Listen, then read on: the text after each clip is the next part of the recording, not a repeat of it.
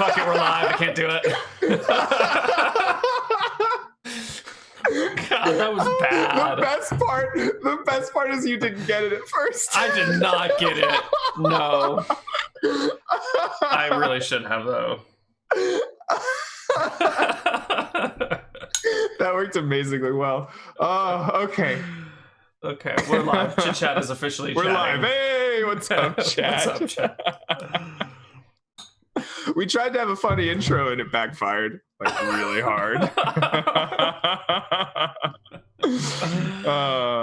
So how has life been, man? I feel like I haven't seen you in a million years. Yeah, no, it's been a long time. Life's been pretty good for the most part, right? I've been working hard, getting a lot done. We had a CPA leave our firm to go move closer to family in Eastern Oregon. And so they have all these clients, right? Just like tons of them that were assigned to them. They had to like reassign to a bunch of people. And I got a lot of their work as the kind of more senior like staff accountant. So I've been like plunging myself into like new clients and new like projects without really knowing what was going on or where they stood. It's kind of crazy for a while. But that's kept me busy, and you know, just other than that, I've been playing video games. I've played the hell out of the Outer Worlds and Pokemon, and having a good time. Yeah, sweet, yeah. Sweet. I played a new game the other day, Vermintide 2, for the first time. That was pretty sweet. It's like Left 4 Dead meets Warhammer, and instead of zombies, it's like rat people mostly, and you just run around through these maps like Left 4 Dead or Left 4 Dead 2. Fucking shit up, man, with spells and bows and swords, and there's enemies with machine guns because it's Warhammer, and it's like inventor rats. It's that's pretty sweet. I like a good like cyberpunk setting, man. Like if you get like a magic punk, I think is what it's called, right? Like if you get that kind of steampunky, cyberpunky setting, and you throw just like a touch of magic in there or fantasy, like woo, I can get down with that. I'd have to. Is it a twin stick kind of thing, or like how does it control? Oh, it's a first-person shooter controls. Okay, so it's probably a twin stick. Yeah. What is twin stick? Specifically on a controller, right? So this started with Halo, right? You have the left analog stick that moves you around, and the right analog stick that controls your aiming. Right? That's a twin stick shooter. And I for whatever reason, despite growing up when like the biggest Halo craze, right? Halo 2 was the thing that defined video gaming when I was like 14, right? So you would think I would be the like twin stick man. No, I can't do that shit. I can't walk. I can't look. I can't do anything. No. I am mouse and keyboard, and that's all. That's it for first-person games. I hate the sticks. I would rather just use the D-pad than the sticks, to be honest. I can't make it work. But anyway, so games like that I struggle with. Like I want to play a hack and slash, but I got to use that twin stick. I like instantly drop from like, oh, I'm competent to like,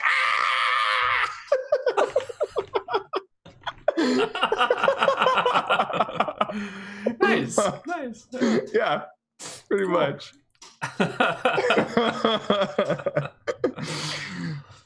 So how has Seekers of Sarmanoth been going? Sarmanath is how I've pronounced it, but it's a made-up place. Maybe that's what it's called after all.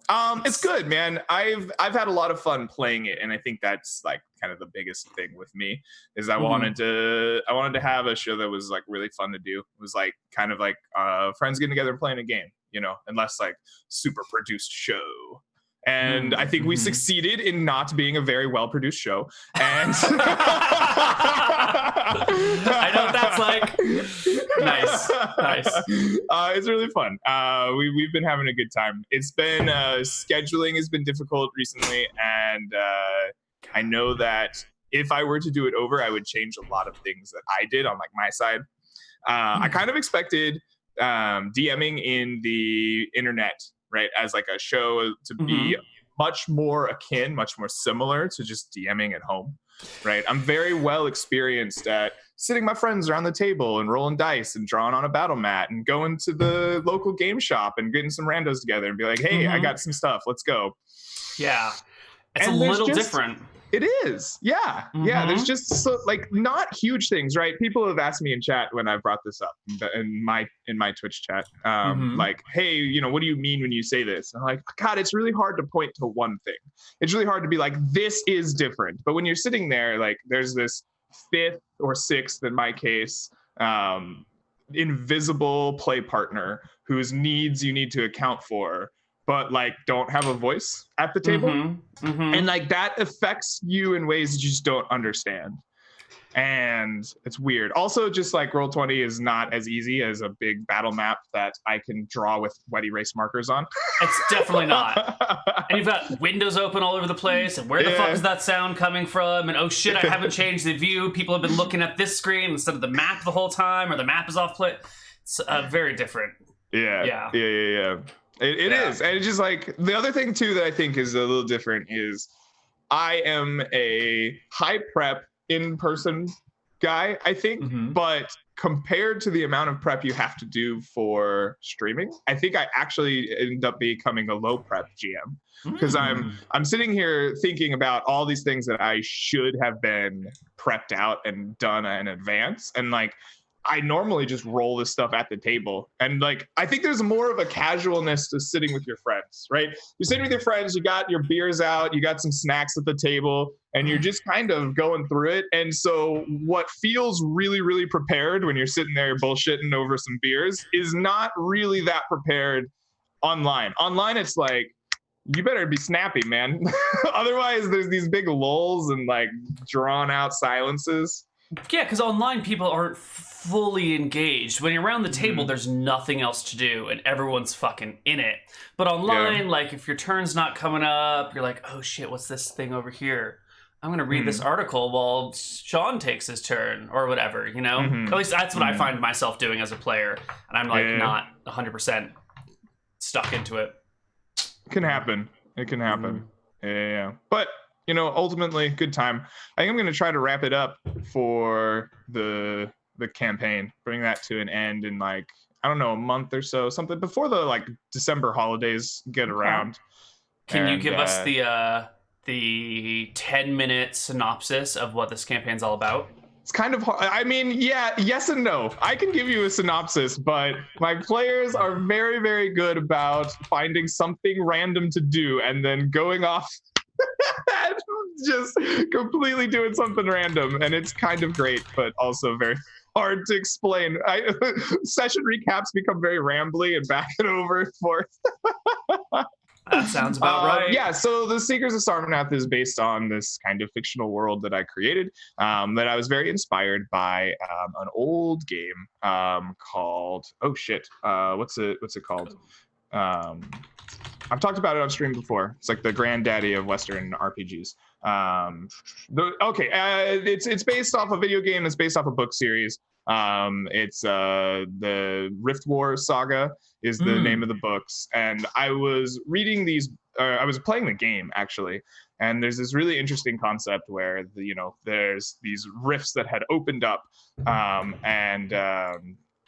they were fighting these elves from the other side, which was really cool. And like, this was the point of it, right? This kingdom was under attack from elves that are like, creatures, people coming from the other side of these rifts. And I thought that was a really interesting premise. What would this society be like in like 10,000 years? Right? Like if like the rifts opened and people came through it, and like magic came through it, and then like it would explain some things that I always thought were weird, like why are elves so alien looking and weird? And so this is this world, Sarnath kind of as the center for our purposes of it, has a group of essentially mercenaries that have political clout. Like they've just been the central focus of this city for a long time. They have this big tower, and the point of these seekers, quote unquote, is to go out and seek out the rift relics, like things from beyond the rifts from the past. And they're putting together the past of, what happened and studying it. And this is what our players at session 1 turned into, was seekers. And they went out and to explore these rifts. And along the way, they've kind of uncovered a plot. Uncovered a plot? Yeah, I mean, they stumbled into it and they've investigated it. Yeah, the plot took interest in them, and they found an old abandoned tomb to a long and forgotten lord who's kind of like this early product of the gods, but kind of went crazy and got corrupted, and he's been long since bound into like some kind of prison plane, and the cult is trying to bring him back, and it's having bad effects on the world, and it's been ramping up while they've been doing things adventurers do. It's been fun. I've had a good time. Murdering innocent people, knocking over villages. The things adventurers do. I've had a couple of people who would definitely have done that. But I've also had a couple of moral centers of the party for a long time. Faye has played a very good-hearted druid for a long time, and it kind of keeps those tendencies a little bit in check. But yes, it happens. I bet. So yeah. I don't think that was a 10-second recap. I'm sorry. Yeah, it was close enough. That's all right. There's only 2 of us today. We got to fill 2 hours somehow, right? All right, sounds good. Yeah, here's our plan. Let Greg ramble and ramble on. We won't stop him. I'll just ask a question and go get some coffee and come back and interrupt you whenever I arrive. Yeah. Oh man. Mm-hmm. It seems like you've been busy with shows. I feel like since I'm gonna say what was the name of that show that ended? It was like Gnomes and Catacombs. You've been springing up shows left, right, and center, right? Yeah. I can't even keep up with them. I usually throw your content on when I'm doing data entry at work, and so. Excuse me. Ooh, frog in my throat. That was weird. I usually throw your content on at work, so I'm a little bit behind, and I kind of prioritize the shows that I have friends on right now. So, of course, Hardcore Heroes or Hobo Happens. I put that at the top of the list. I can't even keep up, man. What can you give me a recap of what you got going on? All right, so we've got the successor to Gnomes and Catacombs, which is called Of Dice and Men. It's basically the same cast, except they switched out Devin for Caterino, although that wasn't the intent. Originally, it was going to be Destiny, Lily Pichu, Caterino, and Jeff and Control Robinson, but then Jeff died on us, and so then we had to get a new player, which was Mr. Mooten, and so then it was basically the same thing as Gnomes and Catacombs. But they've sort of sorted their shit out, and it's a little bit easier to work with now. And they started off as detectives, but they weren't the greatest of detectives. I started feeding them this is how detectives work. You got to follow this evidence, and here's the 5 principles for doing this. Does someone have means, motivation, and opportunity? They need to have all of these things to have committed their crime. You're gonna want to follow up evidence, interview people. You don't need to solve everything right away. Maybe get a list of potential people who could have done this thing, and then go interview them or go hunt them down. Figure out what's going on, maybe look through some back channels. If you think someone was stole this thing from this area, maybe figure out who could have been there ahead of time. And they're just no, I'm just gonna think about this. I don't know what's going on. And it got a little slow. And I think I don't think I prepped them to be detectives enough. I think I just assumed everyone watched as many police procedurals as I had, and was just oh yeah, I know how to run an investigation. I'm guilty of that so often with parties. I'm oh my god, I have the perfect hook and setup, and they're gonna go crazy with it, and I deliver it, and they're okay. Yeah. And then they stare at me, and I'm oh, this is gonna be sad. What do you mean you haven't watched 20 seasons of CSI? Right. Yeah. In the last 6 months to prepare for this show? Seriously? So we have been moving slightly less into the investigative route, although we're heading back into it now, but in a less formal way. And so they've been running around kind of looking into small time issues, and they've just started to branch out into real world big issues. There's that infamous portal that everyone went through to the other side, to the Shadow Realm, that sort of got lost for a long time. Well, some shenanigans characters found it by accident. entirely by accident. I wasn't even trying to put them in that region. They just ended up over there, and they brought it back over towards the region where, closer to like the shenanigans area of the world, which is where the of note. I am familiar with shenanigans. It's been a while, but yeah, one of my favorite regions. Things go crazy there. Yeah, well, these party members run into Purvin the Naked Wizard, and he's got the portal, and he's trying to head back with the portal, and they like accost him and steal his shit, but don't kill him because he's just like a weird naked wizard and he's not really threatening, so they just let him go. But they steal his magic portal, and they don't know what it does. And they've been trying to, like, on the side, investigate it. And they went to, like, go steal this orb of winter from this wizard in this tower in the Frostlands. And it turns out, like, he doesn't have an orb of winter. It's really bad information that they're following up on. But this guy's like, yo, I do all this interdimensional stuff. I'm doing all the summoning of creatures, blah, blah, blah. And the party's like, shit, we could get this guy to look into our portal. So they go back to get the portal from their people in Whalers Bay. And where am I going with this? Why am I telling you about this? Hold on. I asked you what your shows were like. Right. Well, it's rambling. So hey, no, it's good. I was rambling. You deserve the same amount of like leeway. You were like, Greg, can you give me a 10-second description of your show? And I'm like, so I started creating this world. First, I read these books. Let me recap them for you, and then tell you the difference between the books and the show, and then I'll tell you about my campaign. Mm-hmm. Yeah. So they're talking with this like frosty wizard guy who's making golems and elementals and binding them together, and he's talking about how he's like working through the different planes and pulling creatures out from all over the place. But in order to like really complete his research, he needs these like magic crystals that he was spying on these people down in Caledonia using, and they came back on this woman pirate named Zaz, like stole the crystals and didn't deliver them to the kingdom. So like, I need you to go steal these magic crystals from this pirate chick Zaz and bring them back to me, and then we can help each other and scratch each other's backs and everything.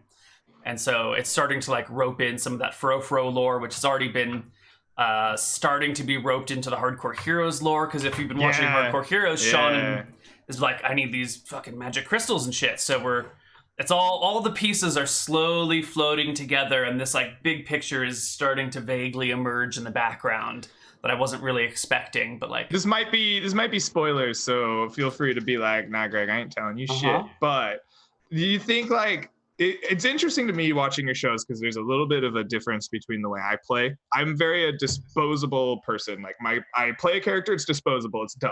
I've done a campaign, I'm not doing it again, right? I play it, I use it up, I throw it away. And like you have this expansive world that shapes and grows and grows.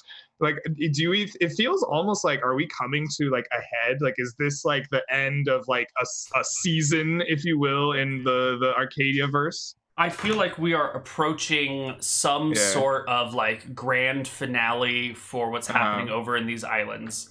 And I keep thinking we're almost there, and then the campaigns like end, or everyone dies, or they get distracted. I'm like, okay, well, I guess we're not there yet, but pretty soon we should be getting to like some sort of conclusion of all the violence that's been happening here. And it always is like right on the horizon, it's like the mirage in the distance that I keep walking towards. Right. And so now we've got like fucking demons in Arcadia. We've got Scoria, this big red dragon who's fucking up everything. We've got Count Vicious and his undead armies that are cruising around.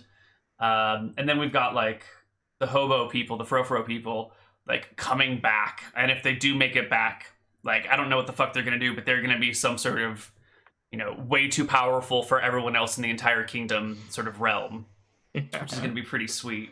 I mentioned this on I've been rooting for a long time for that to have a tragic end. And it feels bad to root for that because, I don't like rooting for my friends to, have a bad time. But I just think it would be too perfect if they showed up and they're like, we're home. Everyone's like, oh my God, demons. Get them, get the pitchforks. Well, in my mind, what's going to happen is they're going to like show up back home, and then the princess is going to be like, okay, arrest Grimes because he still has my ring that he stole. And he's gone through like this huge story arc and all this adventuring, and everyone else is like, he's still just a criminal. Let's just arrest him again. That would actually be pretty great. I love that. I think that's where we're going to go, unless, they show up and are immediately like unarrestable for whatever reason. But That's great. That's truly That's what great. I'm sort of hoping for. Yeah. And so we got all this shit. Anyway, that's of Dice and Men. Meanwhile, on the other island, Arcadia East over there, we've got this like primitive world, this really like dangerous jungle that's growing really quickly, and there's this like town. You did the Yaka stuff. So we're doing the most shenanigans character, I believe. Tay-Tay. The Legend of Tay-Tay. We all know, everyone knows about Tay-Tay. Everyone, of course. Who doesn't? So like that, Empires of Arcadia is 1,000 years after Legend of Yaka, and they are supposed to be uniting the various different like sections and bringing the kingdom together. But they keep getting sidetracked. You know, some of those players are very much like, well, what if we just like go grind levels over here? And I'm like, what do you mean grind levels? We will exterminatus the bugbears. And they're like, well, let's just get some XP before we continue with the storyline. And I'm trying to be like, well, you'll just run into random encounters and gain levels no matter where you go. It's a stable environment. Like the CR, like all the encounters are already planned throughout the island. You're going to run into things like you can do the main storylines and grind levels that way. And they're like, no. We're going to stay here and we're going to grind to the next level. And then we're going to keep going. I'm like, okay. And then they find some giant monster and they're like, fuck yeah, let's grind a Trollaroo. And the Trollaroo slaughtered them. We lost half the party to a Trollaroo. And half the party and like the 6 goblins that they had brought into their own team. So that was fun. And I think we're going to get some new characters for that and continue the storyline. But that campaign's been fun. The grinding aside, it's been some really smart roleplay, some really lucky dice rolls, some very like high-end action. The world feels way more dangerous than I thought it would be, but I also really like it. Like the monsters that they run into they're not like the typical 5e. I don't have a lot of damage, but I've got a lot of HP. They're all sort of like glass cannony. It feels almost like feels more like the 2e versions of things. You know, you're running into these. I forget what they're called. These reapers, something like that. And they get like 4 attacks around. And the attacks don't do a lot of damage, but they still get like 4 fucking attacks. So you don't want to. Yeah, like the most dangerous thing I've ever run into in 5e, other than Millman, is Millman? Why is Millman so dangerous? Hold on, no. Continue your story. He just suicides characters, man. I don't know what to tell you. Oh.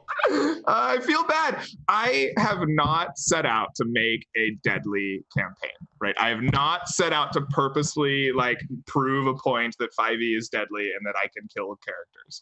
But I have killed so many characters. I keep killing them over and over again. Nice. The most dangerous thing in 5e is legitimately multi-attacks. Just like if the action economy of the monsters at any point tips like one action ahead of the players, like it gets ugly. It gets ugly and it gets ugly fast. So yeah, absolutely. I can totally see that. Yeah. So, shit, is that it? Then there's Dicing with Death. Hobo. You had a show, I don't know, is it a canon show or not, with some of the shenanigans characters, like Will and... Desperate Measures, right. Yeah. That's coming up tonight. Desperate Measures is pretty legit. It's like shitty-ass farmers and woodsmen from Mystria who are tired of living under Scoria's rule and can't afford the money the dragon keeps taxing them. So they decide to like go loot the ruins of Eridon to like make money to send back home so that they can pay their taxes. I know it's a thrilling setup for a D&D campaign. It's a real George Lucas like, well, you can't pay your taxes, so you have to go on an adventure so you can pay the government. Well, I mean, that's $1 billion franchise, so I think you're on the right track. I think you need to have an adorable sidekick that's talk stupidly, and you need like a senate of some kind, and I think you nailed it. Maybe I should introduce some more sand, I think. You know, like there a big you go. desert. Yeah, sand. There you go. Sand, lots of sand. Perfect. So they've been cruising around doing all sorts of stuff, just kind of like doing low-tier adventures and sort of figuring out where they are in the world, sort of figuring out what's happening over here. And That's been fun. It's been really interesting, and they're starting to head off into some new unexpected areas, and I'm getting excited. They're running into did you ever see that short Dicing with Death campaign about Mama Beatrix? Yes, I do like Mama Beatrix. Yeah. They're running into Mama Beatrix's territory and running into her kobolds at the start of this session. Are the kobolds like still happy and good? Like it's all... Oh yeah, they're thriving. They're thriving. They're flourishing in this area. One of my favorite things about Dicing with Death is that everything ends so horribly and shitty for everyone always. And then Mama B is like, I got this. Like, my kobolds, we the best. Awesome. Yeah, that's cool. That sounds like some really good content. I haven't had the chance to catch up with it, so it's nice to get a little bit of a lowdown. Did you see the kobold artwork, though? Maybe. I try to keep an eye on the Discord artwork, but sometimes things slip through the cracks. Someone just put it in Twitch chat if you have it open. Someone put it in Twitch chat. Dozaic Chopper did? Doisac Chopper? No. Yes. Doisac Chopper. Is that how you pronounce it? Doisac? I'm going to say it's like mosaic. No, it's not like mosaic. No. I'm going to call him D-Choppa. Like D-Choppa. Get to D-Choppa. Or is it Do Isaac? Oh, Do Isaac. Hey, you want to do Isaac this weekend? Nah, girl. I really hope his name is Isaac and his Twitch name is Do Isaac Chopper. Like he's commanding the chopper to do him. This is getting out of hand. I'm sorry. Oh, the kobold. Yes, I have seen this. That is disturbing to me because it's so dog-like. It's like somebody's puppy decided to go to war. So I'm thinking that this has got to be like the artwork of like the most noble, regal kobold ever. You know, the kobold who actually has like groomed his hair. He eats a proper diet. It's not coming in all patchy like. Right. He's got this armor because he's enslaved some humans to build it for him, but his spear's still sort of shitty. You know, like this is like the king of the kobolds. It's beautiful. I love him. I'm going to find a way to bring him in. It's a very good piece of art. I like it a lot, but it disturbs me on a very high level because I've fought a lot of kobolds. Yeah. Mm-hmm. So we're going to be seeing them today. Mm-hmm. Mm-hmm. Did you prepare notes for when we run out of things to talk about? I did. Yeah, I usually keep a topic in mind. You're gonna love it. I'm a little disappointed that we don't have other people because this might be just a really short. Like, Greg, I hate this. Well, Sean said he might hop in a couple of minutes. Oh, okay. Well, that's awesome. We can have some Sean. We'll start it and see if he comes in. All right. So my world has been taken over the last week or so by the wonderful world of Pokemon. I've been waiting for a Pokemon game on a true console since I was like 12, probably, right? Like Pokemon Red came out when I was 8. And I played that on the Game Boy, and I got a PlayStation like when I was 11 or 12. And I was like, what if this? But this. and now at 29, my prayers were heard. So I've been playing that. So in honor of Pokemon, which I've been having a lot of fun with, I thought we should talk about rangers and their animal companions.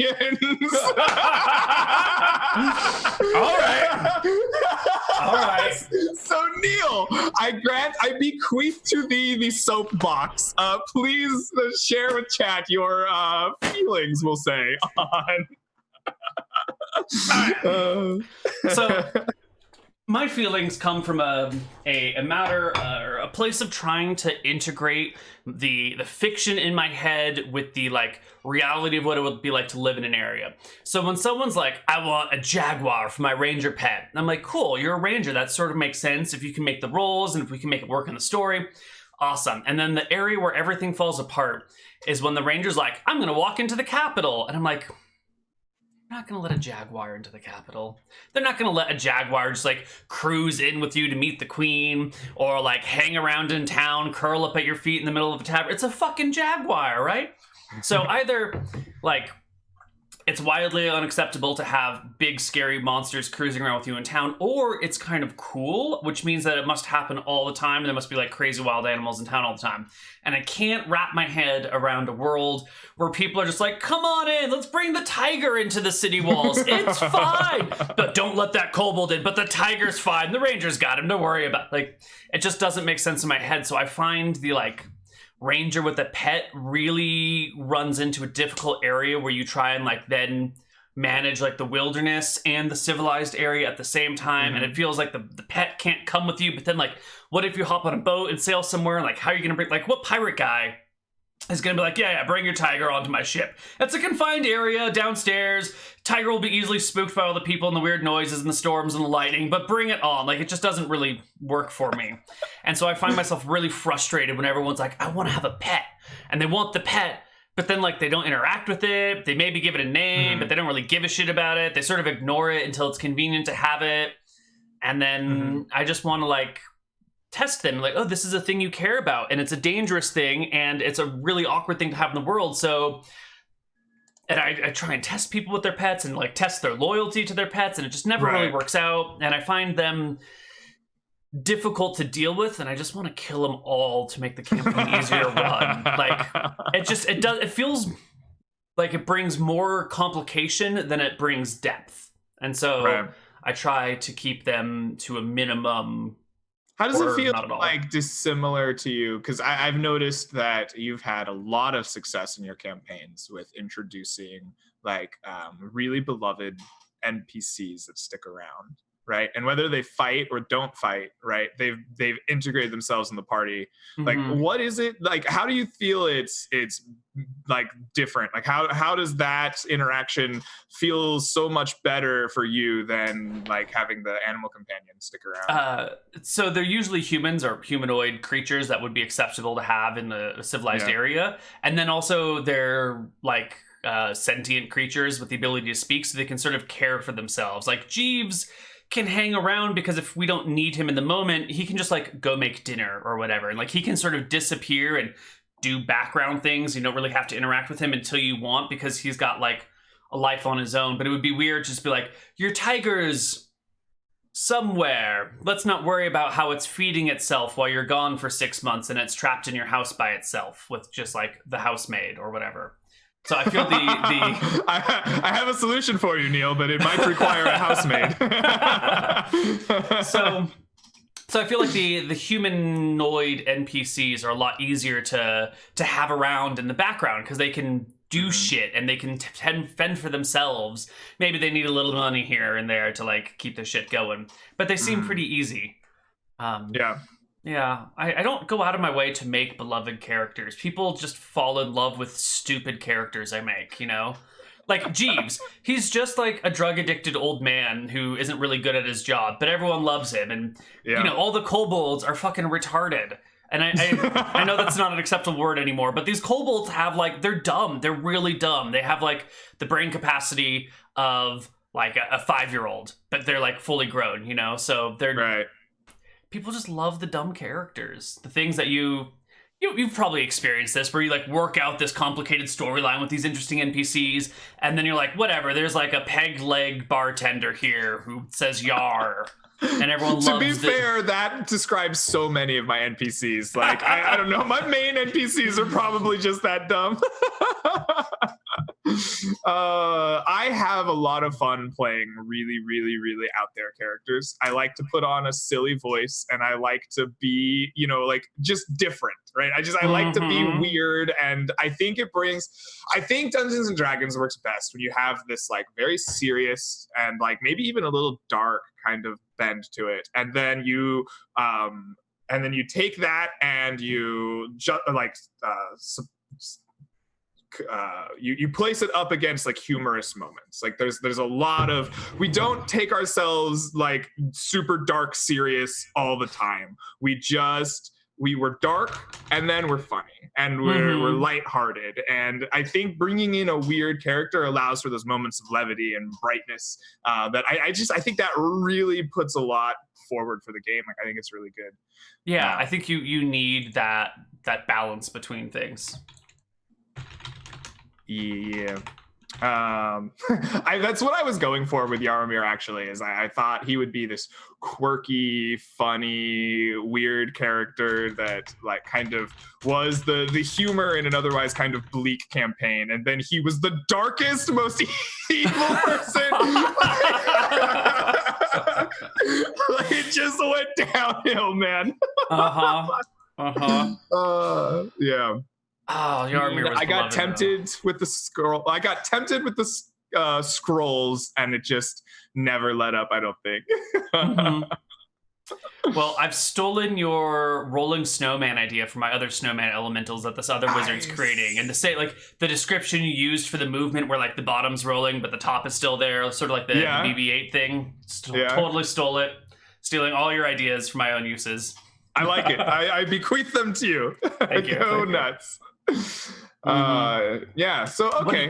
How do you feel about Rangers and Pets? I think that my belief in Rangers is a little bit informed by Lord of the Rings, because I read Lord of the Rings when I want to say I was really young. I read Lloyd Alexander's fantasy series, my first fantasy series. The Book of Three, The Black Cauldron, The High King, Terran Wanderer, those books. And I think that was the first fantasy series I ever read. It was like 5 or 6. I was really young. My dad was like, "These are my favorite books. You should read them." They made me cry when I was a kid. They made me cry. And then I was like, okay, I need more of these. What else is good? And sitting in my grandmother's book collection was these like old brown beat up books, and they looked so interesting to me. I was like, I must read these. And they're like these old copies of Lord of the Rings, right? And my dad was like, no, you can't read those. You have to read The Hobbit. I was like, but I want to read these. He's like, you're reading The Hobbit.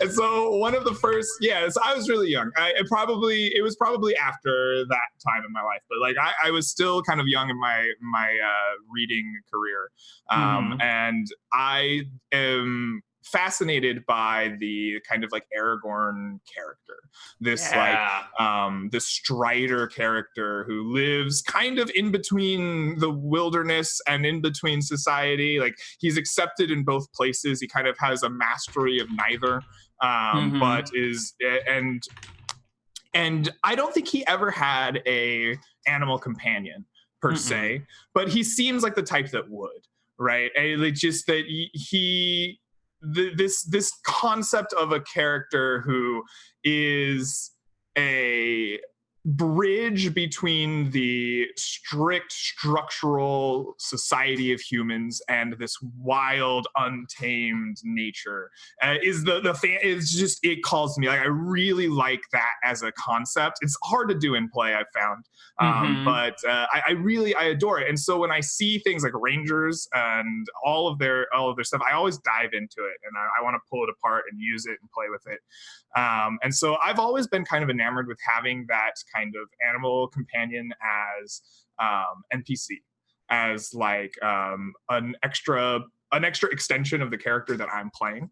And so what I would often do is when I had a ranger, I would have like my skills tied to theirs. Like, I couldn't really do much without some kind of input from my animal companion. So if I'm tracking, I'm like, I have my animal companion, and I give it the scent, or it's an owl, and I describe the owl is looking for scratches on the trees, or this like prints on the ground. It comes back to me and shows me things, right? Right.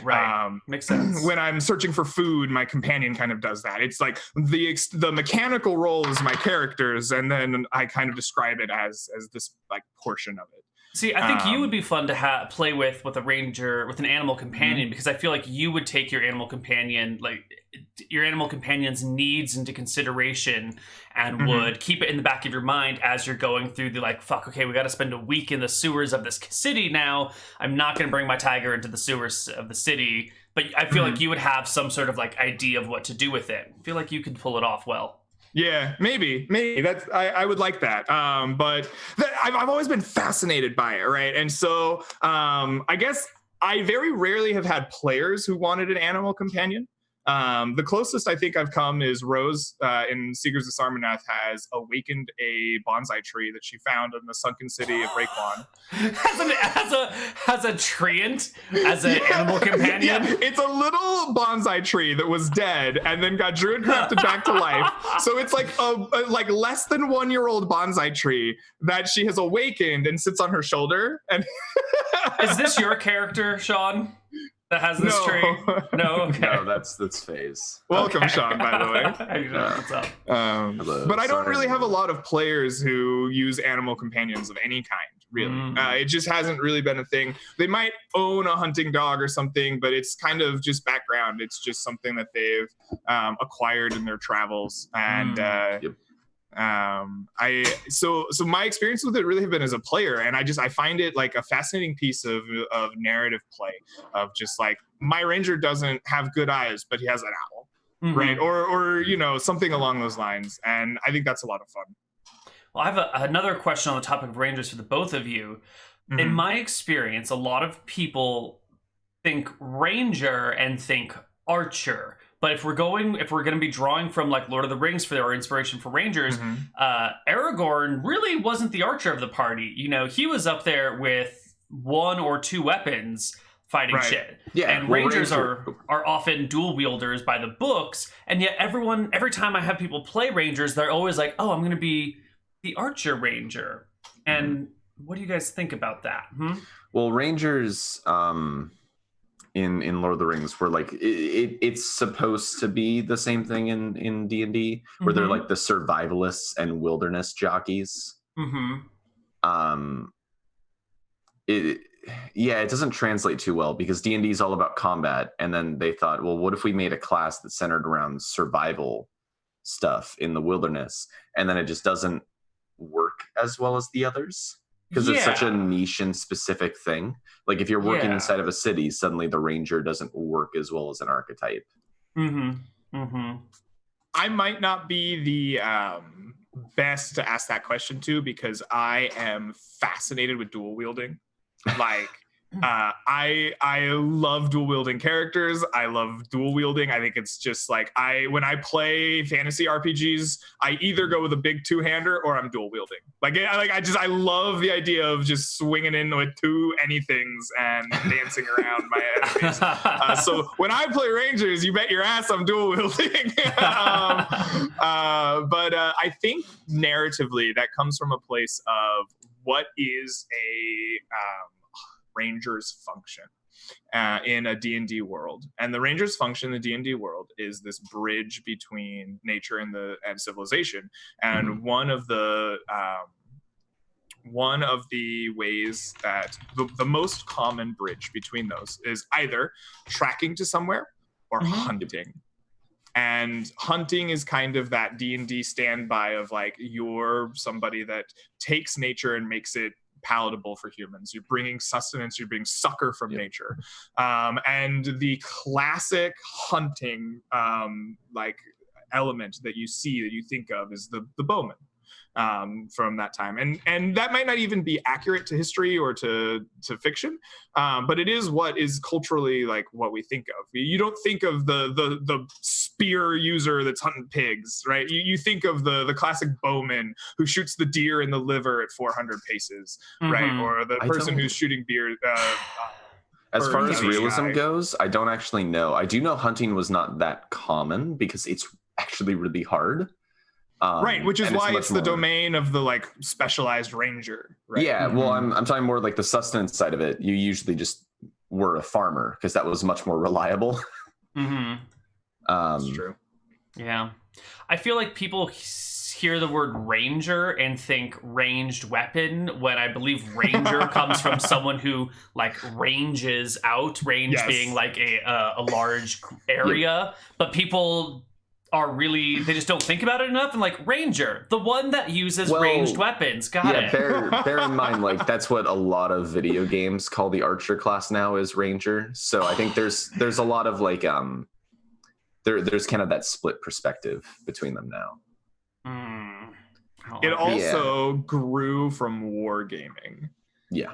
And I don't know this for fact, but I would be willing to bet when you bought wargaming units, you probably had rangers with bows because they shot at range. I never thought of it this way before, but I think you've enlightened me. Like, I think that is exactly what happened. Is somebody saw a ranger and went, "Oh yes, a bow."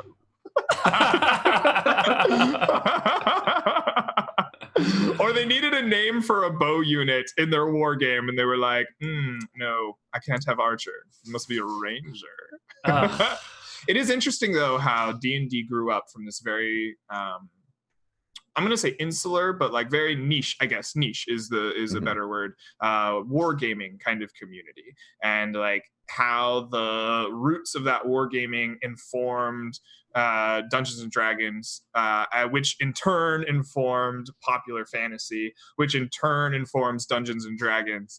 And like there's these like very these cliches have grown out of like very interesting roots. They have been informed by themselves over and over again as they kind of grow throughout the culture of Dungeons and Dragons and modern fantasy. I think it would be very hard for people to think of a ranger that doesn't use a bow in some way, right? Like the 5th edition mechanics almost exclusively speak about your ranged abilities. No, there's a whole bunch of melee abilities, right? For rangers? I think they're primarily designed to use a bow. It felt to me when I was building it that it is primarily designed as a bow user, but I don't know. Let's open up the book. I mean, why not? Well, let's take a look at it. Archery, defense, dueling, and 2-weapon fighting styles. And then they get their like fancy abilities. Let's see, Colossus Slayer works for anything. Horde Breaker is really much better with a bow. That's the one where we make attacks against other adjacent creatures. I guess Colossus Slayer makes me think of a bow user. I very rarely would think of that as like a big weapon of some kind. I guess it gives me the narrative flavor, that crunch of like David and Goliath. I feel the same way. Yeah. A larger creature within 5 feet of you hits or misses you with an attack. You can use a reaction to attack that creature immediately. Seems just like a shitty ability. You got to use your reaction to maybe get an extra attack if something attacks you, while these other ones are just like extra damage for free. Here you go, extra damage. I think the other thing that informs rangers as a bow user is that their primary build revolves around dexterity. I guess. And dexterity for a long time has meant ranged weapon combat in Dungeons and Dragons. I hate these things. Right. You're speaking truth about all this, but like it bothers me. I don't want my rangers to be archers. I want them to be like interesting woodsmen and survivalists, and as you've said, like the bridge between civilization and maybe a fey world or a natural world. You know, I really like the Aragorn route of rangers. I think it's way cool. I think if you want to be an archer, you should just be a fighter and go Legolas. I mean, I did that when I played with you, and I annoyed the shit out of you with my character. Okay, it was great. Yeah, that was not fun. that was terrible. I knew you were gonna hate him mechanically, so I made the most obnoxious personality I could as far as character too, and it was just. You guys don't know what he's talking about. He's talking about Quincy from the stabby Heroes Graveyard one. Yeah. Yeah. I did enjoy threatening to shoot Devo, though. That was fun. That was a fun campaign. That was good. What do you got for us, Sean? What do you got? You missed the first hour, so what's going on? What's with your life? What's happening? My senior design project was due Friday, and like I thought we were gonna wrap up pretty early with it initially, and then like we went into the week and was like, no, we're probably gonna be going up until the deadline on this. Like, okay, fine. So I told Greg I wouldn't be around for Seekers of Sarmanath, and then I thought, okay, we'll wrap it up early Friday night, and then I'll leave Saturday morning and get back early afternoon, have all Saturday to relax. And then I was over working on the project until like 3 a.m. So I didn't get back until last night, and it was hasn't been fun. It's just busy, and then I have to do another project over Thanksgiving break. But if I actually recall machine more projects. correctly, this is your last semester, right? Yes, assuming I don't get a C-. We talked about this on Seekers one week, and Sean was like, well, this is going to be my last semester regardless. I either pass or I'm going to go to work. No degree. So you've got like 2 weeks left, and then it's all over. 3 weeks? 3 if you include the break, which I do because I have to work all through break. Oh. Yeah. Well, good luck. Thanks. Yeah, it's I'm tired. Yeah. I hear that. Well, thank you for jumping into chat for a little bit. Mm-hmm. We can break up the Ranger hate some. Yeah. Well, I think the reason that they're kind of like specified in that way now is that in 5e, classes are basically a combat package, right? And when they have those extraneous features, like the ability to survive in the wilderness, they do it in a way that just erases that kind of gameplay. Like in 5e, if you're a ranger, you don't get lost and you can always find food and you can survive in any terrain in which it would be feasible for you to survive. These aren't questions anymore. And I think it comes from the fact that 5e tried to sort of streamline out a lot of the things that I don't think should really be streamlined out, like encumbrance and rations, and having to like actually consider how far out you can go before you need to turn around and go back because you just can't go out that far at level 1. I hear you. Bringing it back to Pokemon. This is kind of why I like the Beastmaster as a ranger kind of archetype, because it focuses on your relationship with at least one aspect of the wild, no matter where you are, right? It informs that narrative choice that I am a master of the wild, of this bridge, this connection. This relationship between me and my animal companion is a metaphor for my relationship with, you know, the wilderness at large, or maybe society's relationship with it. And it gives you like a very specific narrative hook to be focusing on your ranger that way, and less as a combat package. Or, I mean, I guess it could be a combat package with a beast instead of a bow, but you know, in its own way, that solves the problem as well. Yeah, no, that's a good point. Although, if we're going to be hating on the ranger, I should point out that isn't it like the least liked class of 5e? Like, it's one of the least played, and a lot of people don't think it's very inspiring. I would imagine that we're not a 5e stream so much. I brought up 5e just because of the like modern point I was making about informed statistics, but rangers are beloved Dungeons and Dragons classes. Oh yeah, as a class, people love it. I imagine I'm more interested. I guess we could talk about it in 5e. Why do you think that such a beloved class, right? One that has lasted the generations of Dungeons and Dragons, and people have been playing since, you know, the very beginning. Had to be rewritten, right? Like, they came out and said, the one in the book sucks. Here's some untested play material. This is better. Use it, right? Like, what do you think happened? What is the reason for that downturn? I heard that people say the ranger is objectively weaker than the other warrior classes, and so it's not fun to play because it doesn't have like the damage output. Which I think the reason people don't like it is from a power gaming perspective, that like it's not good enough, which is not, you know, whatever. My wondering about that is if this comes down to the idea that it'd be more interesting if every class had its own in combat and then also had something beyond that element of it. Like, if this is an issue where we're trying to give the ranger some cool features by sacrificing their combat, and maybe it's a thing where classes should be having features on top of combat. Right? Like, everybody should have some, like, every class should be able to hold their own in combat, and then everybody should have some sort of gimmick on top of that, like the ranger's capability to survive in the wilderness. And maybe that would make everything feel a little bit more attractive, because then you don't have to be like, well, I can survive in the wilderness, but when a fight starts, I'm not worth shit, so have fun, Larry McFighter. Because 5e does try and balance every class to be equal in combat, which is a philosophy I don't really like very much.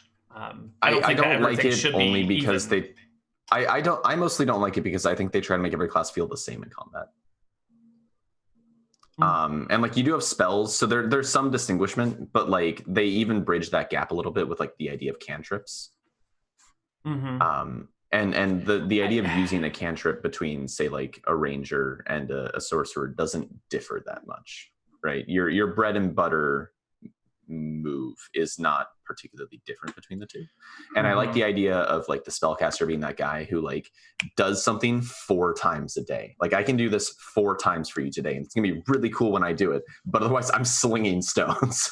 I like that. I think that's a lot of fun. Yeah. I wonder if maybe the reason that we don't like the ranger so much is that the things that inform it mechanically are gated a little bit behind like spells, right? And that is a weird thing. People don't think of the ranger as a spell casting class, really, right? It's kind of a newer thing to 5e that they're very like spell focused.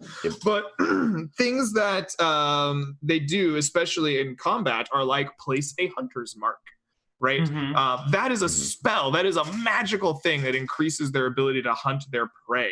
And like, I wonder if it's as simple as maybe Hunter's Mark should be a part of the class identity of Ranger in a way that isn't a spell. It's in a way that is like, this is just a thing that I do, right? Like, I can... I've marked you for death in my mind palace, or like I've placed the sprig of whatever berry on you, and like now you must die until I retrieve it, kind of thing. They sought the void, and the only face they see is yours.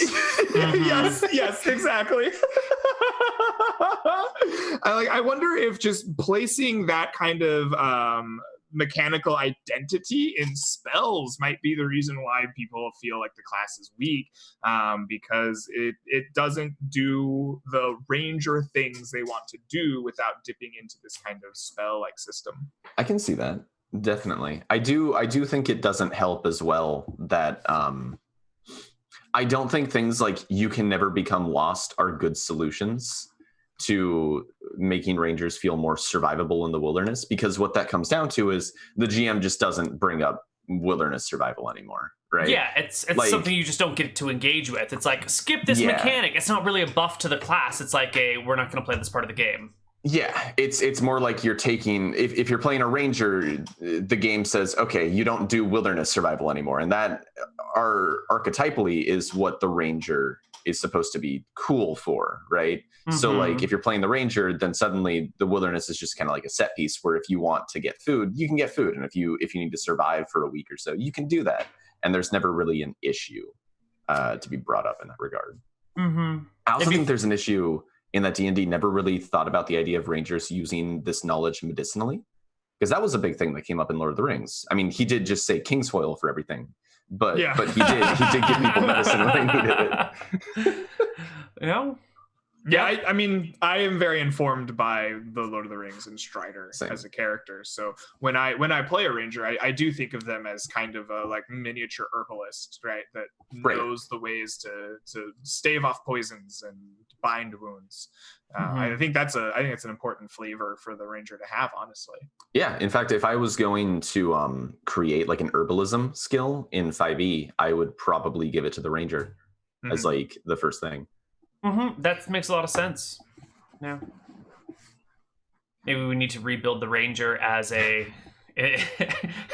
semi-healer, semi-pathfinder, non-missile based class.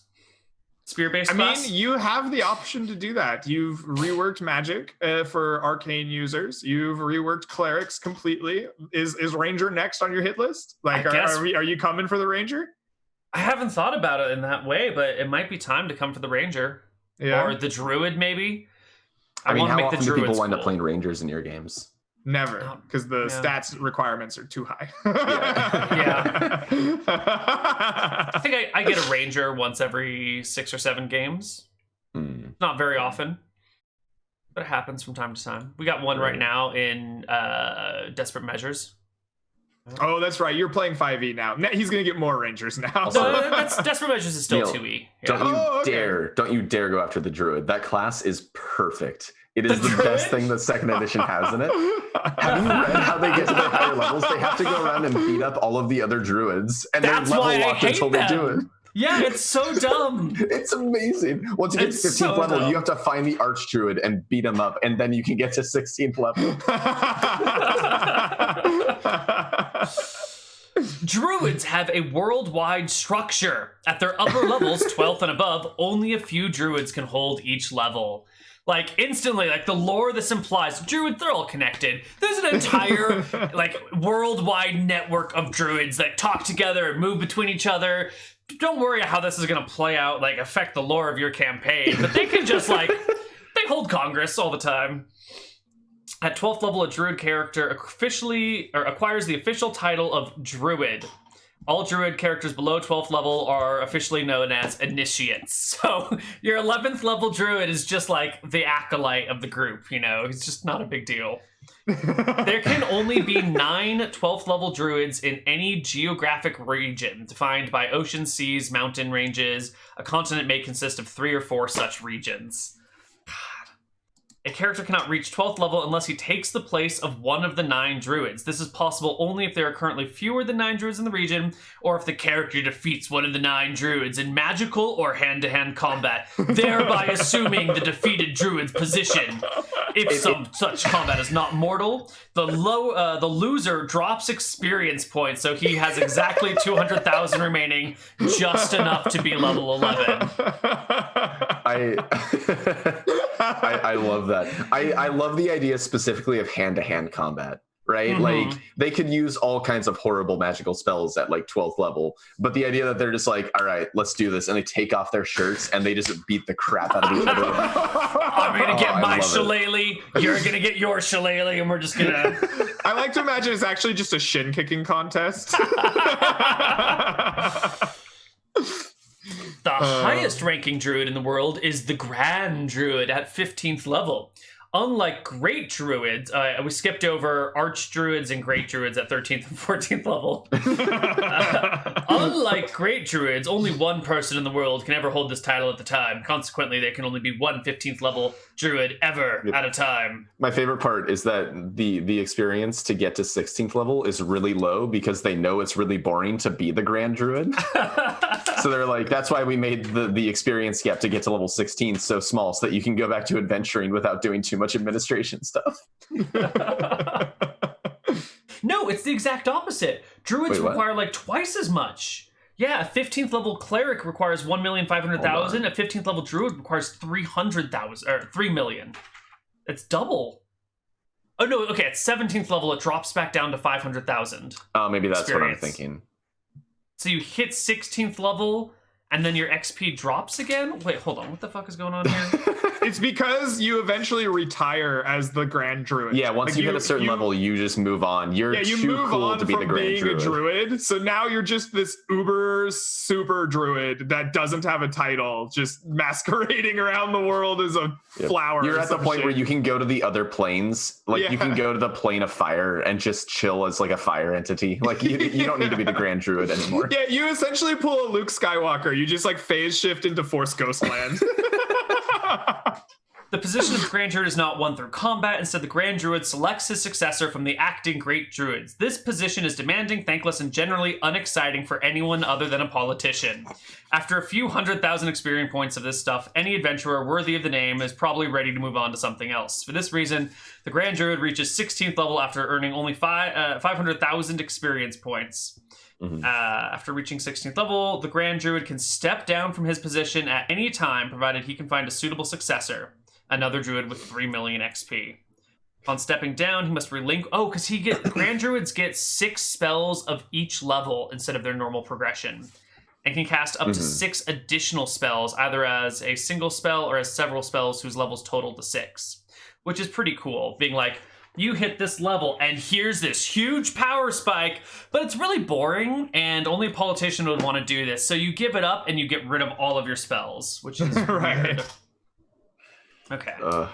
I love it. So I like the idea, especially knowing like how much experience you give out. The idea, like, only a politician would like it. That's why it's only a few 100,000 experience to get to it. Like, we'd be playing that for like 50 episodes in your game. Yeah. I think the Tui Druid would be a really interesting dicing with death. Like, instead of just like It would be a good break from the evil characters probably, but it would just be like, let's explore this crazy druid relationship. Like let's take the idea of nature. We're gonna start you at like 8th or 10th level, and then just like, let's investigate archdruids. What are they up to? What is druid society like? There is some cool shit here. At 18th level, the character gains the ability to enter and survive the elemental plane of fire. At 19th, plane of water. 20th, plane of air. 17th, plane of earth. And it gains the biological ability to hibernate. Yeah. You can just be like, fuck it, it's cold out. I'm going to go to sleep for 3 months. Peace out, bitches. I'd love to see just some old bearded hippie just like pounding berries in the forest. Like, I'm going to hibernate this winter. Like, that's gonna be an encounter in one of my campaigns. Like, the party, I don't know when it's gonna be, but the party's gonna find this enormous old hippie just eating the shit out of some berries. Like, what are you doing? It turns out he's an 18th level druid. Yeah, he's an 18th level druid getting ready to hibernate. He's like, the winter's coming, man. I can't stand the cold. They get immune to all aging. They gain the ability to alter your appearance at will. Appearance alteration is accomplished in 1 round. A height and weight increase or decrease of 50% is possible. With an apparent age from childhood to extreme old age, body and facial features can resemble any human or humanoid creature. Now here's the kicker. This alteration is not magical. So it cannot be detected by any means other than true seeing. So non-magically, within a minute, you're just like, I'm gaining 50% weight and I'm getting old. And this is who I truly am. This is not magic. Can you change 50% downwards every time and then like just become a rat or something? I think you got to stay within 50% of your base. Okay. Yeah. That's my interpretation, but it's up to anyone. Well, I mean, if it's non-magical, then you're naturally changing your structure every time, right? Right? It does say it can be detected by a true seeing spell, so it seems like maybe so it's you're not it's really... not an actual change to form. Okay. Yeah, but it's non-magical. I don't know. It's crazy talk. Imagine if for some reason like a teenager got this ability. Like, for whatever reason, there's a 14-year-old druid savant, right? And like it's a level 18 druid or whatever, like shifting its form. And like its parents are like, no, son, what's wrong? I think the only issue with all those powers is like this is super high level at the same time where wizards get like power word kill. Right. It's just like these are cool things, but these would be really cool things if they got them at like 9th or 10th level.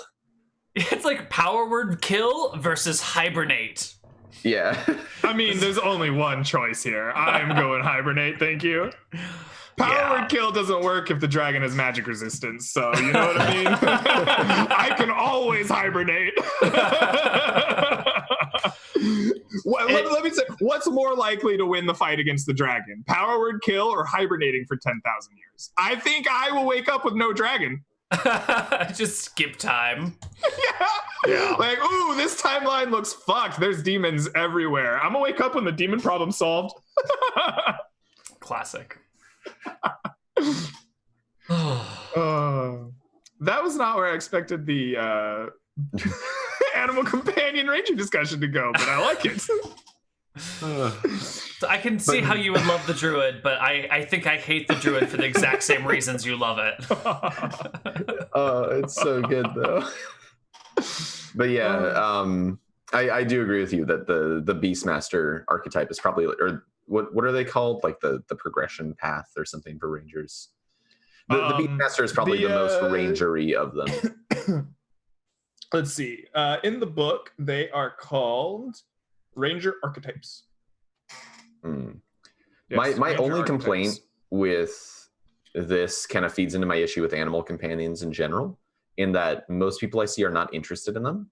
And the one case I had of a player who was really interested in her animal companions was specifically doing it to fuck with me, because she would just get the most exotic animals and just have like a troop of like peacocks and other weird things following them around. And she would always bring them up if I forgot to mention them when they were traveling. Like, no, you're forgetting my peacock. And I love it. That's actually hilarious. Have you ever had an animal, either one of you, have you ever played with an animal companion of your own? Have you ever like adopted an animal or had a ranger companion? Not since before most of the people in Twitch chat were born. Yeah. I've used familiars, but not animal companions.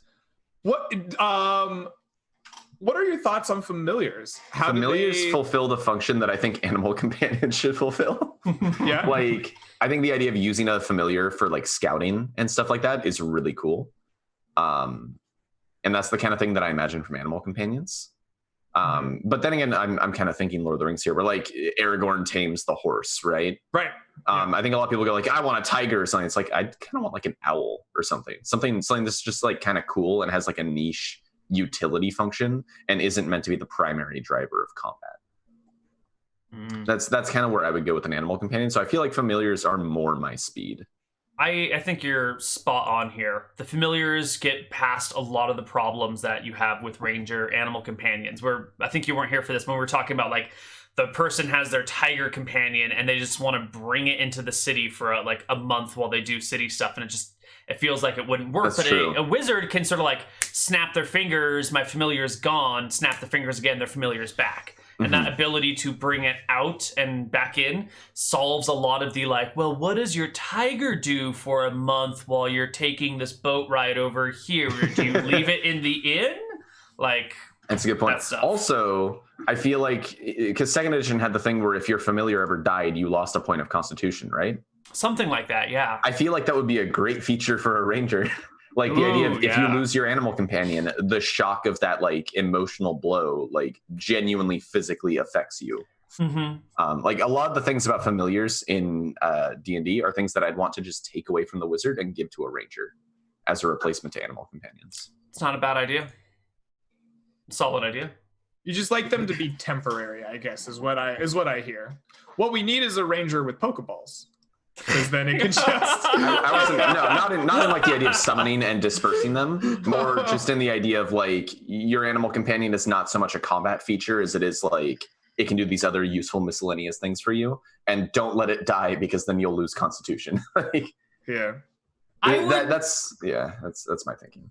I would play with someone who's got a series of rangers in small magical containers that they deploy, a series of animal companions that they deploy at will. I would play a Pokeball ranger or allow one in my campaigns. That sounds like fun. So there's this other D&D kind of channel that I watch on occasion because they're interesting sometimes.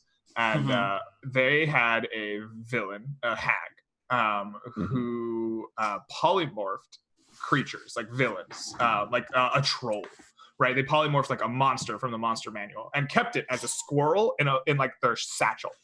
And then when they wanted to escape, they pulled out a squirrel, snapped its neck, and threw it at the party. And then, of course, the squirrel lost its 1 HP, and it turned into a troll again. And now it's like, pocket troll, go! I'm just imagining this as a ranger. It would be so fun to just be like, I choose you, bear! Go. But if the bear dies, you lose your 1 point of con, so you don't want, like, you're not going to just throw the bear and run away. You're going to want to stick with the bear. I like this. This is the way to do rangers. One beast you can deploy at will, and you hold them in a pocket dimension. That's how you do it. A literal pocket dimension. It's in your pocket. I love it. Yeah. Well, Sean, officially solved it. Sorry. Yep, solved it. I was going to ask Sean how he feels Secrets has been going. Pretty good. I like my new character a lot. I was not sure how that was gonna go. I've never played like a 12-year-old kid character before. You're playing a 12-year-old? Yeah. Nice. But it's been pretty fun. It's nice playing the lighthearted. Like he's not super obnoxious comedy relief, but he's like I don't know. He's a kid, right? He's kind of lighthearted about things. Oh. That's fun to play. What's his class? Race class combo? Sorcerer. He's the dragon sorcerer thing. So he's got like the weird scales growing over him. It's a solid class for a 12-year-old. I think that makes a lot of sense. Like the why am I so weird kind of class. Yeah. Well, it's better that because if you had a 12-year-old who was like a 10th level fighter, it might seem a little odd. Weird. But a 12-year-old who's just like, I don't know why, but I shoot fire. It makes sense in my brain. Yeah. Sort of. Yeah. The best part about Quartz, Sean's character, is that he's like incredibly genuine at all times. Like he's very rarely has an agenda or anything, and when he does have an agenda, it's like, I'm seeing visages of my scary mom and I want out of here. Like he's just like every interaction he has with people is just like very like, this is what I think. Mm-hmm. Just boom, just genuine, like straight up. It's very funny. I guess I didn't lie to him. He was like, bring your party before me, and I was like, okay, with the idea of like, I'll bring them before you and then we'll kill you. But I didn't say that second part. That is true. The most underhanded you've ever been was when the villain in a dream was like, bring me your party, bring them to this spot, and you're like, okay, yeah, we'll do that. I'll see you in a few. What do you guys think of this creature that I've just put in the secret, super secret Cool Kids Club chat? Oh. A centaur, but it's a gorilla and an elephant. Can I have this as my ranger animal companion? That is brilliant. 10 out of 10 will put that in a video game. I like that a lot, actually. I'm probably going to use that. That's amazing. Yeah, that's some scary ass centaur shit right there. Maybe kind of slow, but dear God. The posture that thing is taking right there. It's like the hands-on hips approach. It's a hands-on approach to the character. No, these are great. Man, these are great, like tribal creatures to have in a plane somewhere, right? Because if you live in a plane in Dungeons and Dragons, you're fucked because there's nowhere to hide. Right. Mm-hmm. So if you're going to have a society in the plane of any kind, you better be the biggest, baddest dudes around. Yeah. Right. And sometimes that's orcs and I get it. But imagine you're a D&D party and you're like, oh, my God, we have to go through the African centaur plains. Like there's a tribe of warriors that look like this out there. And like the chimera doesn't get them. Right. The dragon that flies through here leaves them alone. Like, oh, my God. I feel like these have to be a challenge suitable for like at least 5th level characters, right? Like these can't be pushover enemies. Oh, no way. These got to be tough. They have to be terrifying. Yeah. I mean, it's a gorilla on top of an elephant with a giant fucking spear. It's terrifying. Yeah. It reminds me a little bit of all the combination animals from Avatar. How there's like armadillo bears and stuff like that. What would this be called? What would the Avatar name of this be? Ooh. Would it be a gorillafant?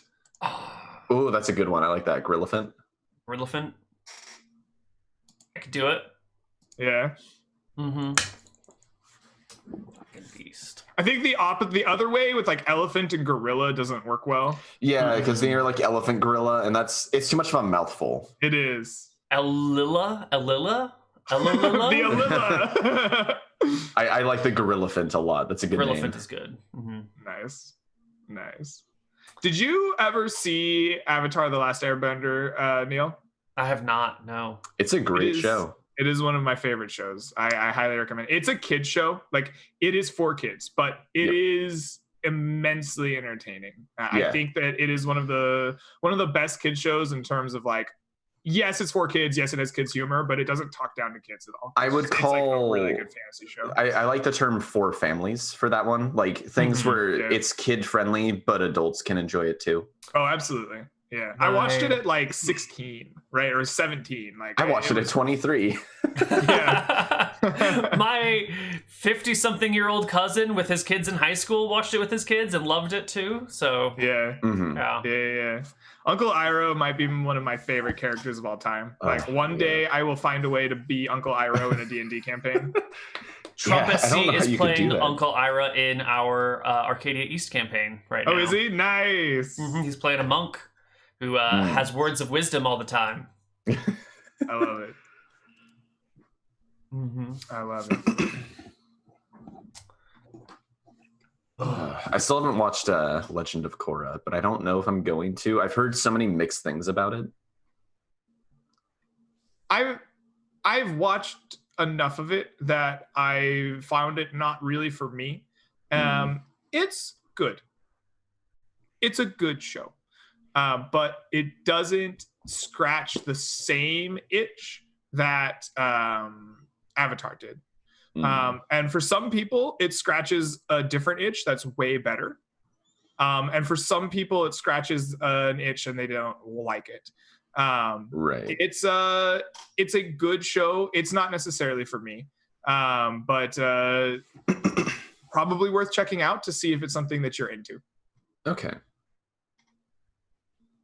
The only thing I know about it is there's like a sport.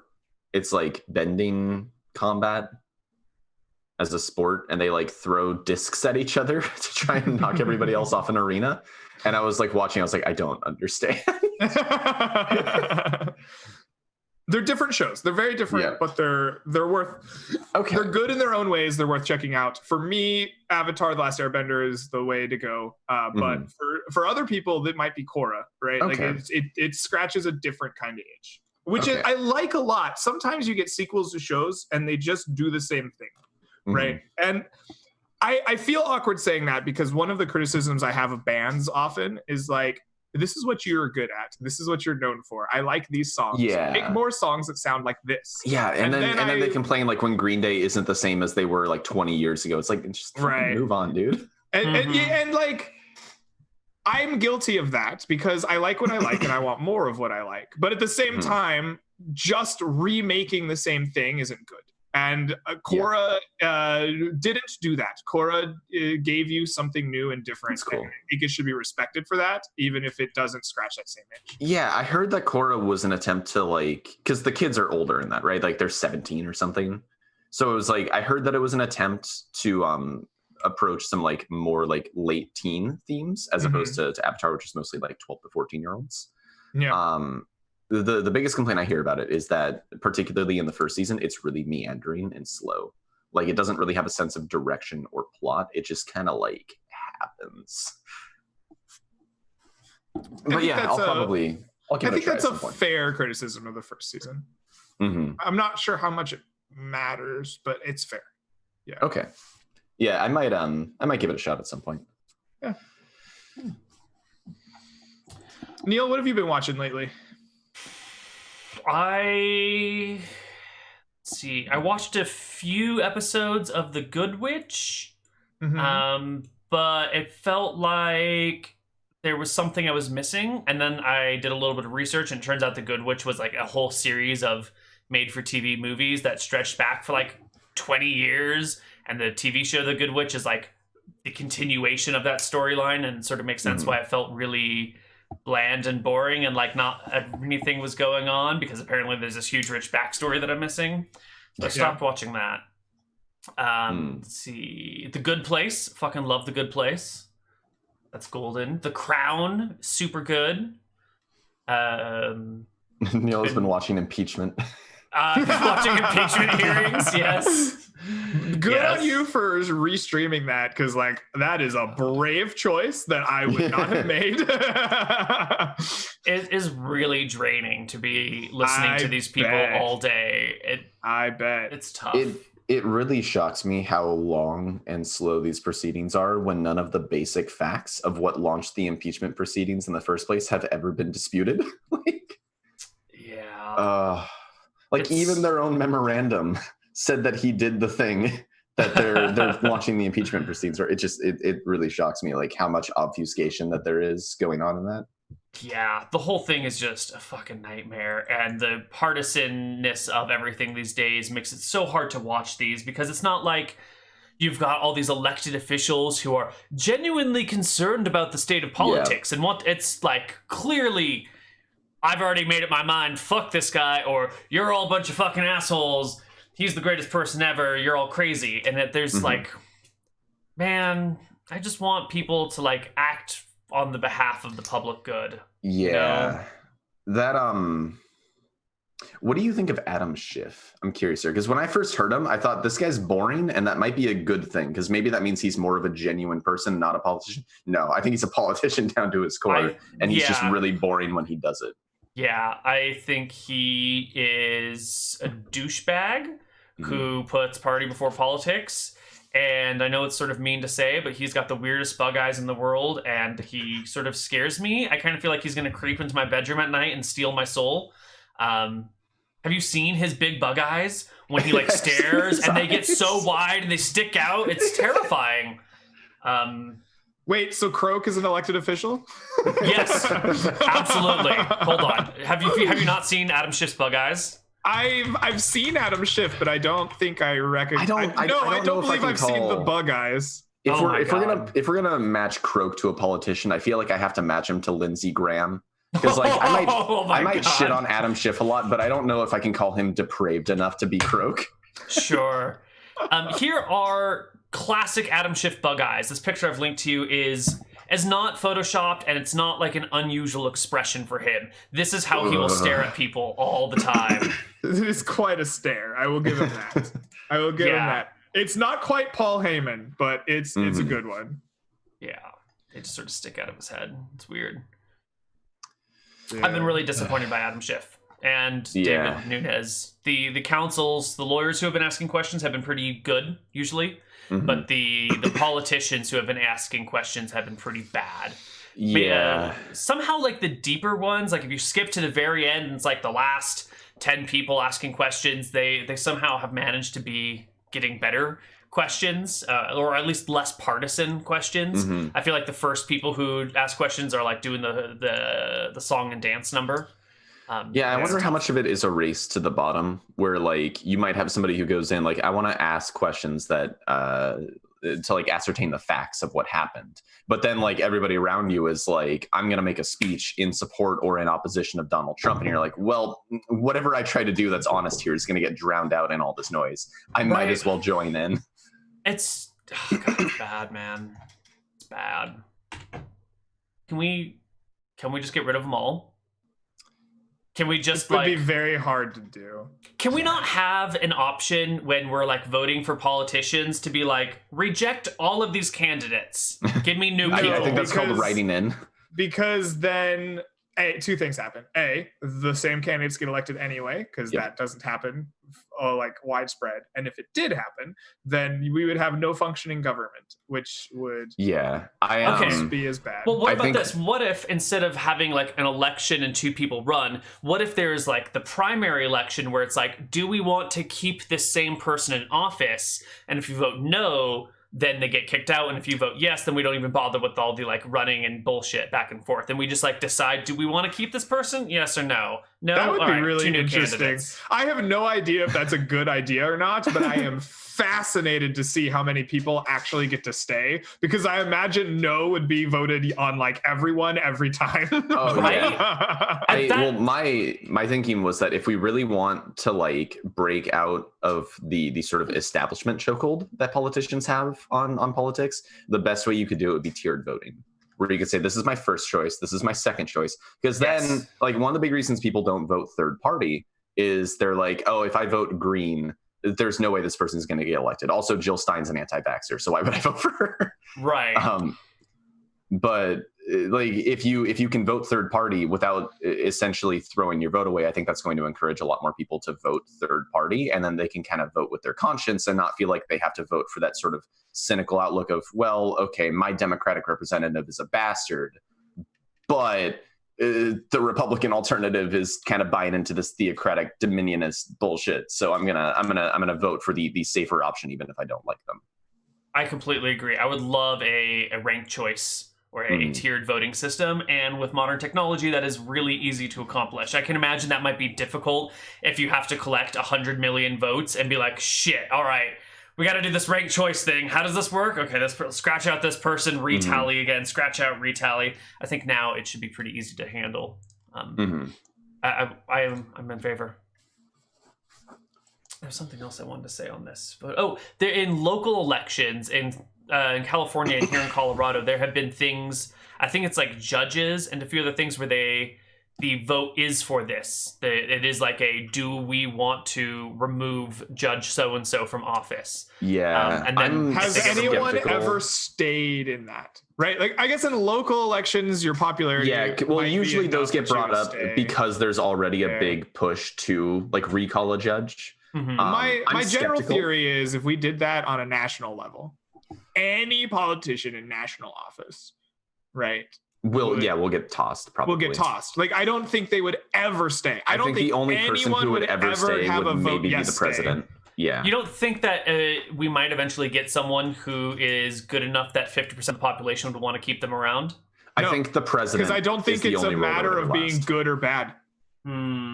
Right? Like, you could have the best politician in the world, and I think they would have like a 20% approval rating. Yeah, and there's also the fact that like Congress is wildly dysfunctional. So even if you're like a relatively principled person in Congress right now, trying to, maybe make it a little less of a shit show, you're gonna be wrapped into all of the general corruption and shittiness that's going on in our current congressional system. Maybe I'm being optimistic, but I'm hoping this would like solve those problems eventually after like there was enough turnover and politicians realized they couldn't just play party politics all the time. But maybe I'm being romantic and idealistic. But they would play party politics because that would be the surest way to keep your popularity high enough to retain a yes vote.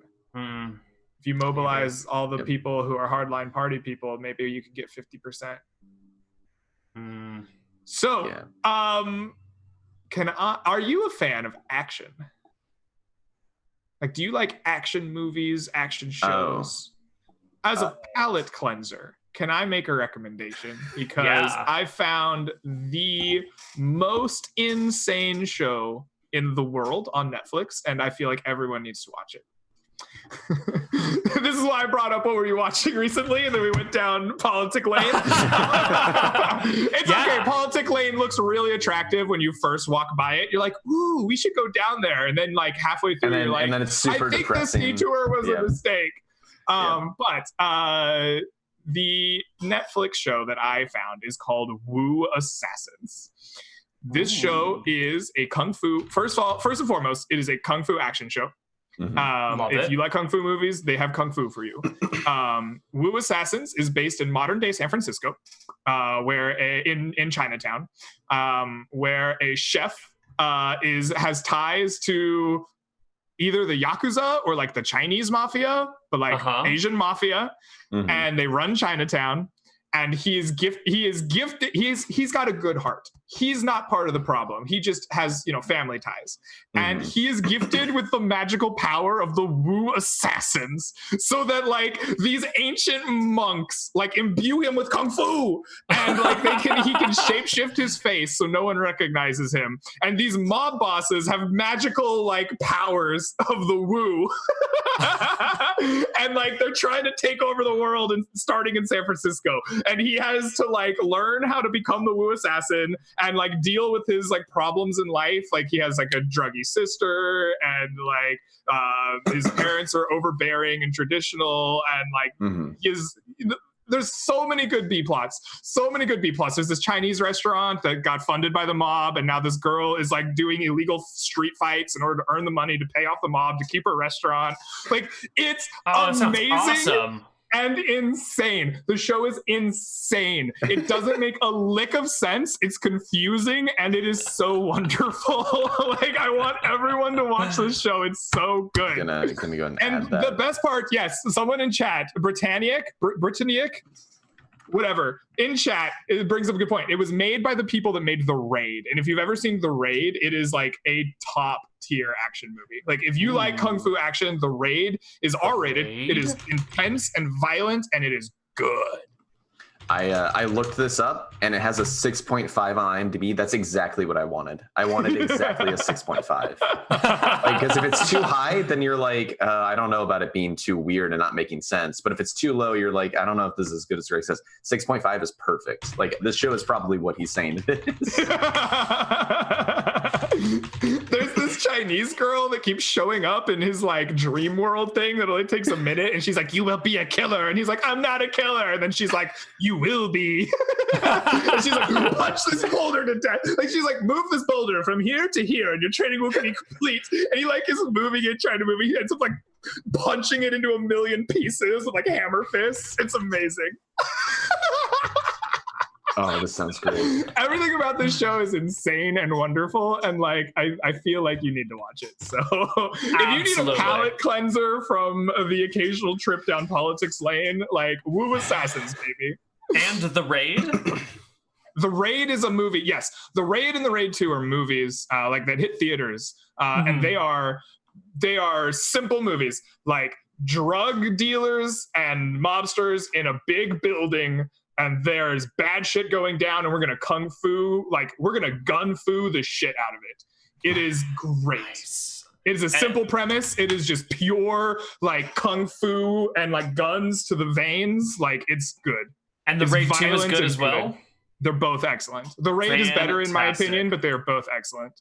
All right. I've been needing some good action movies that I haven't seen yet. So I'm Wait, is Woo Assassins a movie or a TV show? Woo Assassins is a Netflix original series. Okay, so it's a TV show? Perfect. Yes. So Woo Assassins, hilarious, great. I can't stop watching it. Speaking of weird things, I've been wanting to start American Horror Story because I've heard it's really bad, but in a really fun way. Like, one of the newest seasons is about like the Antichrist shows up, so the world is ending, and there's a group of witches that want to stop. I'm gonna spoil this season. I don't even know if this is correct or not, but like there's a group of witches that want to stop the Antichrist from ending the world. So it ends with one of the witches going into her bathtub to travel back in time. And then she goes back in time to when the Antichrist was like an edgy 14-year-old kid and runs him over with an SUV. And that's how the season ends. What? That sounds awesome. Right? It sounds so good. American Horror Story got different from back when I watched it. When I watched American Horror Story, I was still living with my parents. I don't think I had quite gone to college yet. Maybe I don't know. I was still like living with my parents, and we would watch it on like Wednesday nights. And it was just like this creepy show where this couple bought a haunted house, but they weren't entirely sure it was haunted at first. And then like people from the past kept showing up to fuck with them, but we weren't sure if they were like actually ghosts or if the neighborhood they were in was just like really fucky. And like it was kind of a mind trip for a while until it was like, oh no, ghosts and babies. But like that was kind of an interesting premise. Apparently it has gone off the rails since like I was watching it. Yeah, there was another season where they like go to a camp that winds up having like 4 different serial killers independently show up to start serial killing at the camp. And then they don't know how to resolve this, so they just like have a 1-minute montage where they kill off all the serial killers. Nice. It's really weird. I haven't, like, from what you're saying, I'm probably just going to skip the early seasons and go straight into the later stuff. The early season I thought was really well.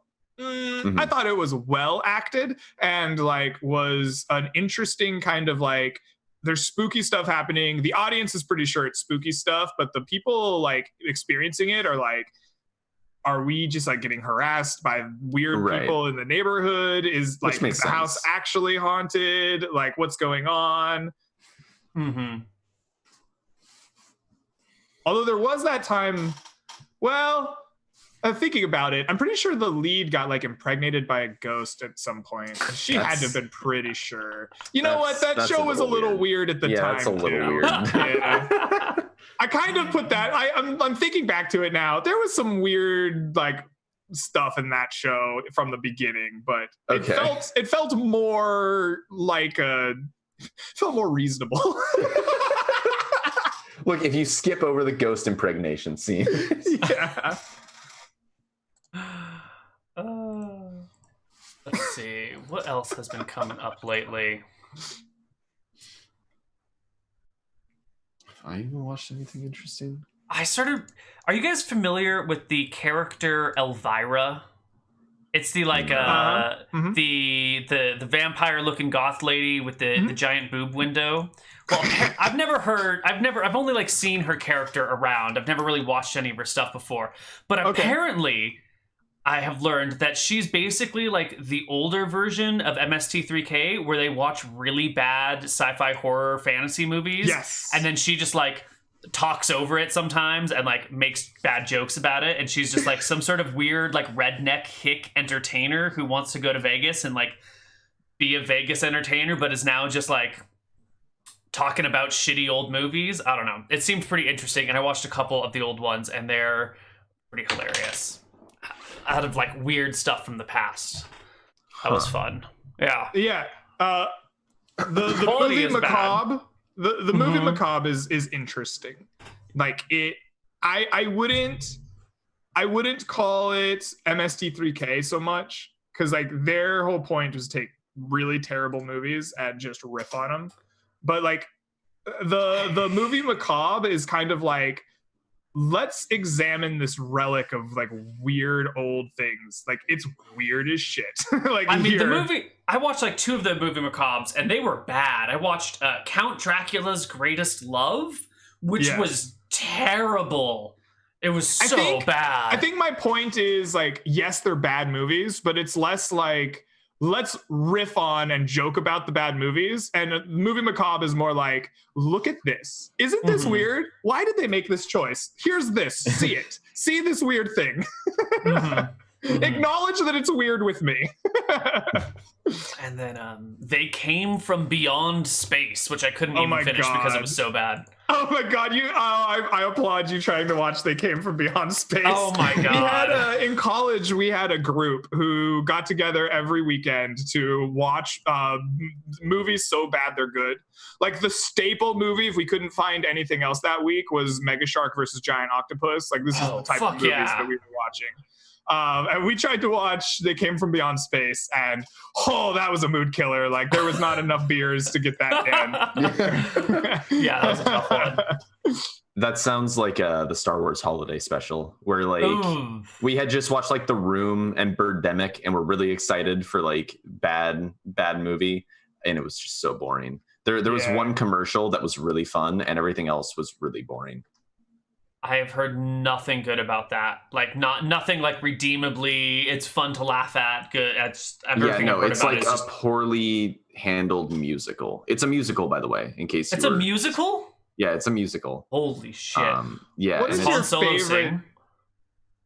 sing? Did they get Han Solo to sing? No, he cameos at the very beginning where he's like, I know, Chewie, I'm getting you home for Life Day. And they never explain what Life Day is until they get there at the very end, and they all like light candles. And I think... Is Life Day a birthday thing? No, it's like a Wookiee holiday. And does Carrie Fisher sing? I think she might sing. She's in there at one point, I think. I don't remember. Oh. So I need to know. What is we've talked about the worst bad movies. What is your favorite bad movie? Like what is your like it is clearly a terrible movie, but what is your favorite like so bad that it's actually good movie to watch? Honestly, maybe the Dungeons and Dragons movie.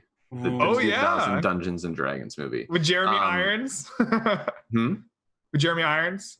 Yeah, I think so. Yeah. The one where he has like the racist black sidekick stereotype. Yes. Yeah. Yes. Okay. So bad it's good. Either that or The Room. The Room is probably more fun, but I feel like the Dungeons and Dragons movie. Apart, Lisa. I love the scene where like the guy pulls a gun on him on the roof, right? And you just have like you just have Tommy Wiseau and like the Ron guy or whatever his name is, like dragging him off screen, like, we'll take him to the police. My favorite part of that movie actually is a really small scene. It's when he goes and buys flowers. And it's because the pacing of that scene, if you just like watch that scene and just that scene and nothing else, and like pay attention to it because it's hilarious. He walks into the flower shop and they're like, hi, Tommy, how are you? And he's like, hi, really good. Thank you. I'd like a flower, please. Hi, doggy. And he pats a dog's head and walks out.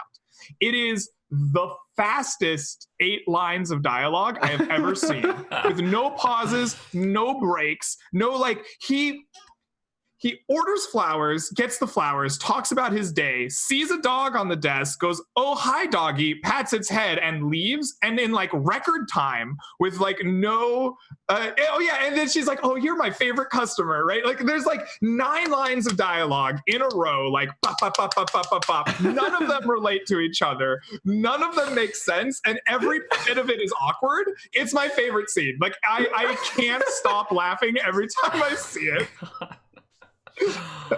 Oh. You made me remember something. I think my actual favorite movie is going to be A Talking Cat. It's the best thing ever. It's the best movie I've ever seen. We own it on DVD. It's that good. It's so good. It's A Talking Cat ? Exclamation mark ? Is the title of the movie.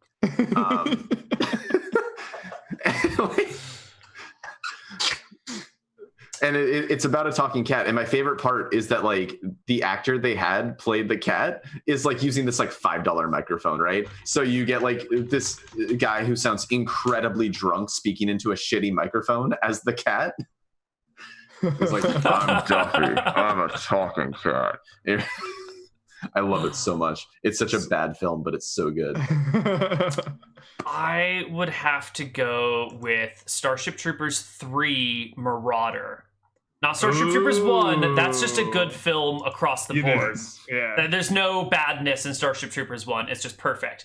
Starship Troopers 3 is when Casper Van Dien comes back to reprise his role as Johnny Rico. So like he's in it again, which is cool. Is that when How I Met Your Mother has psychic powers and is like leading the attack? That's in the first one. Only in the first one. Okay. He doesn't make an appearance in the third one. The third one has musical numbers in it because the Starfleet commander is a pop singer and who's like going around to help raise the morale of troops. So there's all these like big singing and songs.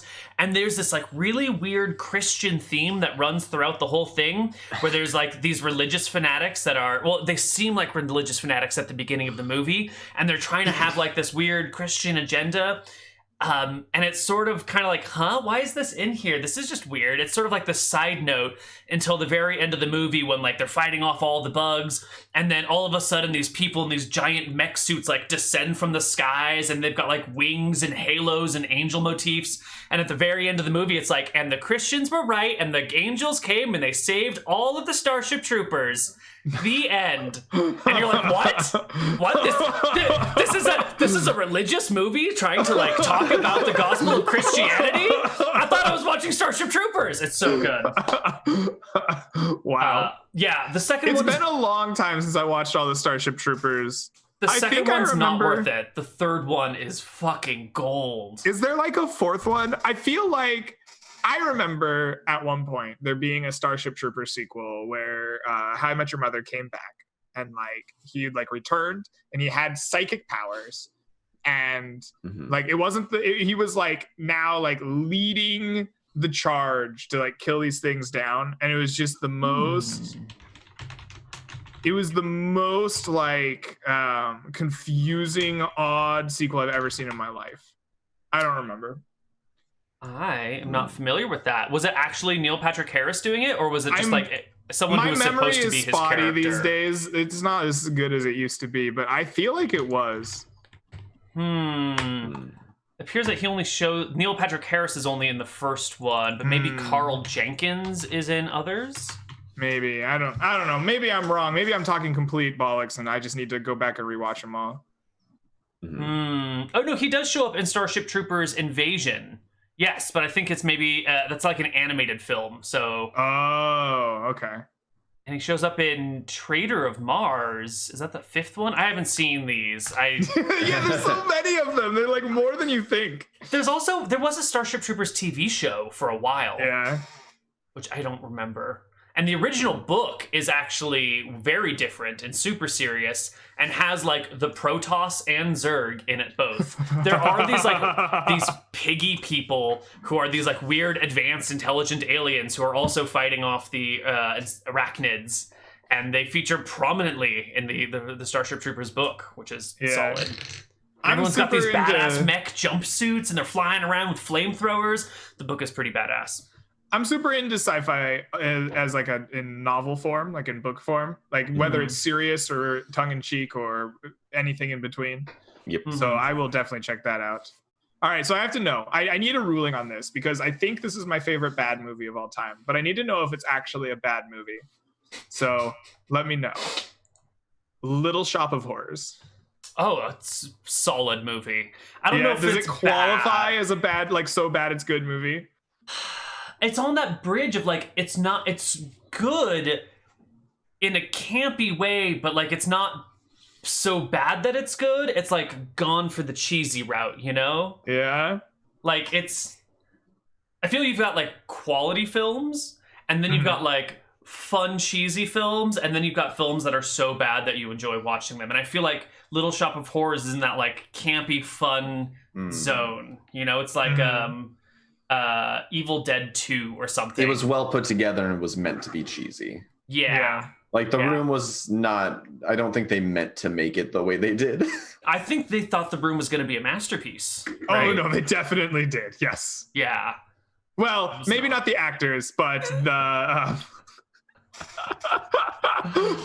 good old Wiseau was convinced that this was a Hollywood masterpiece. Oh my god, I love the scene. Have where, you? The mom comes in to talk to the girl, and she's like, I can't remember the details, but she comes over the girl's house on some pretense, has like 10 minutes of dialogue, and leaves without accomplishing her pretense in any way, shape, or form. Oh, that's so when they talked about having cancer. That was like so out of nowhere. Have you ever? There's a book out from one of the actors in the movie about the making of the Room. If you enjoy laughing at The Room and are interested at it at all, you should check out that book. Didn't Tommy Wiseau turn out to be like kind of a crazy person? I have no idea. Was that ever up for debate? Well, I'm talking like the like dangerous kind. Oh, I don't like violent. Think so, but I don't know. I don't know. Okay, so now we have to. I might just be slandering Tommy Wiseau's good name. I think we have to have another slandering his good name. All right, we have to have another discussion then about what makes a good bad movie. So if you are obviously over the top, right, and self-aware, are you capable of making a good bad movie? Like, does that disqualify Sharknado and its sequels because they intentionally went out to make the worst movie they could? No, those are legit. I like Sharknado. I like Avalanche Sharks. Yeah, I think these are enjoyable films, so bad that they're good, and that was the intention from the beginning, is to make a film that's so bad, and it's great. I think there's something you can see in a lot of the ones that were not intentionally made that do set them apart. Like those 2-minute long driving scenes that they put into a lot of films because they need to pad out the time, and those are really easy to film. Like that's at the start of Birdemic. Do they do that at the start of The Room too? No, I could have sworn they did. I don't remember the exact way The Room starts. Oh no, they do it at the start of A Talking Cat as well. That's where they also do it. Like a lot of these unintentionally bad films start doing a lot of lazy things that are meant to like pad out for time. You can kind of spot some differences between like the intentionally bad ones and the unintentionally bad ones. So it seems like it's probably worth distinguishing between the two. That's true. I'll give you that. I think Sharknado should be disqualified then, because I think that it was intentionally as bad as possible, which I don't think makes it a good movie. Right? Like it can't be so bad it's good if it was intentionally done that way, right? There's an earnestness that's required to do that. So would you say Roger Corman films are all disqualified?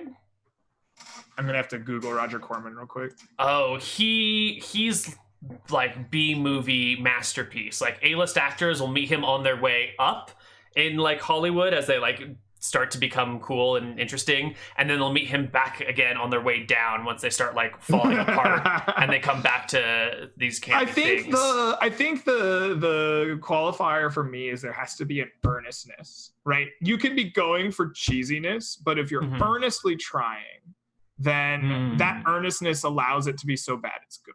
That's fair. When you're being Sharknado and your choice was to make as bad a movie as possible to get as much buzz as possible, right? We're gonna make this a disaster, and we're going to make a disaster, and we're going to advertise it as such so that people will want to come see this disaster. Like that, to me, can't be so bad it's good.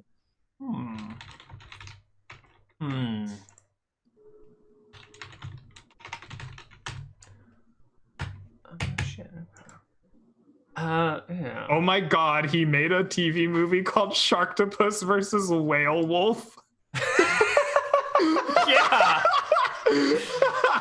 Yeah, he does great films. I mean, they're terrible, but they're good. So my father-in-law is really into Roger Corman and talks about him all the time. And apparently his method for making movies has been like, come up with a cool name and like the movie poster, and then like sell the movie, get funding, and then like write the script and figure out what the movie's about. And that is his approach to all of his filmmaking, is like, cool poster, cool name, find someone to fund my movie. All right, now what the fuck are we doing here? And that's like all of his stuff. So he's got Death Race 2000. He's got like Night Call Nurses, you know, those sorts of like weird names. The Terror. Ooh, Dangerous Curves. Wow. Yeah. Oh, that's great. Oh, I think I can see that exact process in action with his 2000 film, A Girl, Three Guys, and a Gun. He had no idea what that was, but he had a name and a poster, I bet. Yep. Dino Croc versus Super Gator. Awesome. I'm sorry, did he make I've seen that movie, actually. He produced most of these. Okay, he will direct producer. Okay, well, I was just going down the list. I didn't look at the title. I assumed it was director, but then there were like hundreds of movies in here. I was like, there's no way. He will finish these things quickly, and I think these days, now that he's older, he mostly like produces them and helps with them. Mm-hmm. Yeah, we got a Piranaconda. Cobra Gator. Caged Heat 3000. Attack of the 50-Foot Cheerleader. All right, I'm just saying that they're her movies. Yes. Shark. Oh God, yeah, these are good. Yeah, there's Okay, if you get into the like mid 90s, he makes some interesting movies.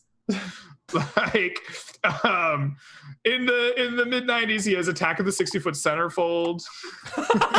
Wait. There's Attack of the 50-Foot Cheerleader and the 60-Foot Centerfold? Yes, Attack of the 60-Foot Centerfold in 1995. In 96, he made Subliminal Seduction. Ooh. Then Body Chemistry 4, Full Exposure. I'm not seeing these on his filmography list on Wikipedia. Where are you looking? Give me your link to IMDb. There we go. IMDb. I'm just looking at the filmography Blood section. Fist 7 Manhunt. Did he make the first 6 Blood Fists before that, or did he just like make a movie called Blood Fist and make it the Carnosaur 2. Which is weird because he'll do all these weird things, but then he'll also have like roles in really serious movies like Philadelphia and Silence of the Lambs, and like he'll have appearanses in top-notch movies. It's weird. Mm-hmm. Godfather Part 2. He was in Apollo 13, The Manchurian Candidate, that sort of stuff. Like, All right, I need to know if this is the greatest movie title of all time or not. In 1994, he was the executive producer of No Dessert, Dad, Till You Mow the Lawn. You said this is the best thing, and I saw that as you said that, and I was like, I'm immediately going to challenge him as soon as he says that. I'm going to bring up No Dessert, Dad. I think, Neal, can we have a movie night where we watch No Dessert, Dad, Till You Mow the Lawn? oh my God, I would Let's see the love poster for to. this. A couple manages to quit smoking by using hypnosis, but then their children decide to use it to manipulate their parents into more submissive behavior.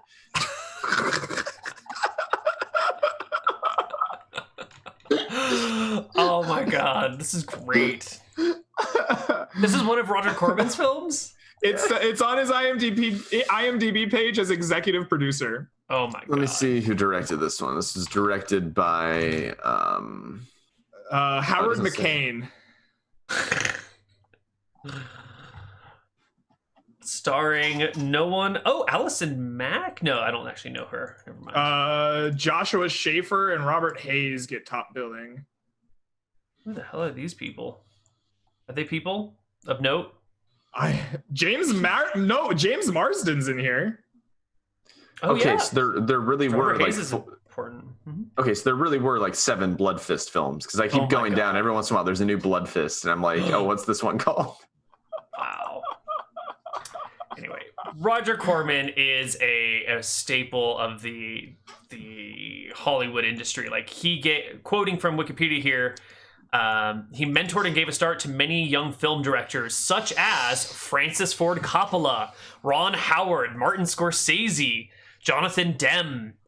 I don't know the rest of these people. James Cameron. And like these are the people who got their start with Roger Corman. So people meet him like as they start to do their shit because he's just wild and fun. And then he'll also like launch careers of Peter Fonda, Jack Nicholson, Dennis Hooper, Bruce Dern, Sylvester Stallone, William Shatner. Like influential person who just does shitty B movies all the time and they're amazing.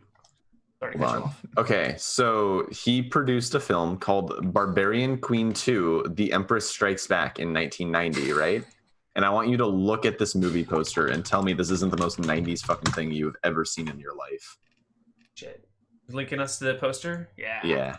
Oh, this is like straight out of a D&D book. Right? I'm not Like, even this sure is- that qualifies as 90s. That's like 80s cheese right there. That's Are true. you telling me That's that's true. not like straight out of Conan the Barbarian? Released in 1990, so it was probably filmed in the 80s? Yeah, probably an 80s thing then, yeah. Oh my god. Oh, I kind of want to watch this now. It looks super bad. Yeah, maybe we're gonna watch one of these things pretty soon. I appreciate the fact that it's called The Empress Strikes Back. Like, really trying hard to get that Star Wars nerd in there. We've got some busty babes with very little on the cover, some Empire Strikes Back nods. Like, this is really trying hard to get those Star Wars nerds in the theater.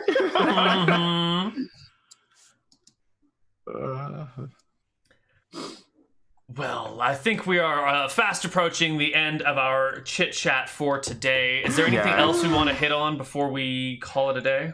I feel bad that we didn't D&D it so hard. I feel like we've hijacked your show into strange territory today. It's the pre-show show. That's all we do. Yeah, that's true. It is. That's the All intent. Well, I hope it was entertaining as hell for everybody, and you've learned some interesting things about Roger Corman and terrible movies. Go watch the Rocky Horror Picture Show if you haven't. And oh yeah, it's a good one. Yeah. I've got one thing. If you're, around the age of 18 or older and you're planning to start late and you're thinking about going to college, have you ever considered not?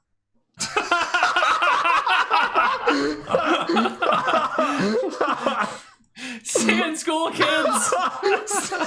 Look, all I'm saying is think about it.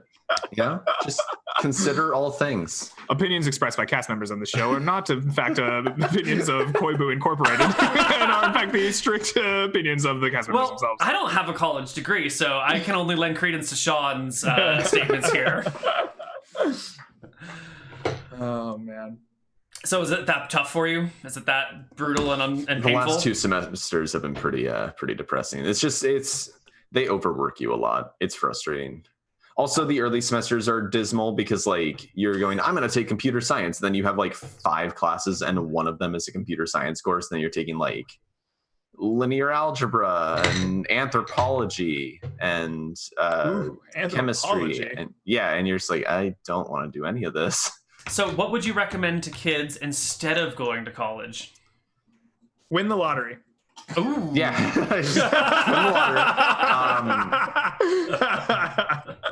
I don't know. If this isn't the moment where you school. Announce like a cult that you're starting. Like, I've got this religion happening in Eastern Washington. Come on down to our compound. You don't need to go to school. No, I've thought about how easy life would be if I could just like start a cult. But 2 big issues with that. 1, I have some ethical dilemmas. 2, I don't have the personal charisma to start a cult. I just like one big constant between cult leaders is that they have the charisma to go up to a person and just like start a conversation. I don't got that.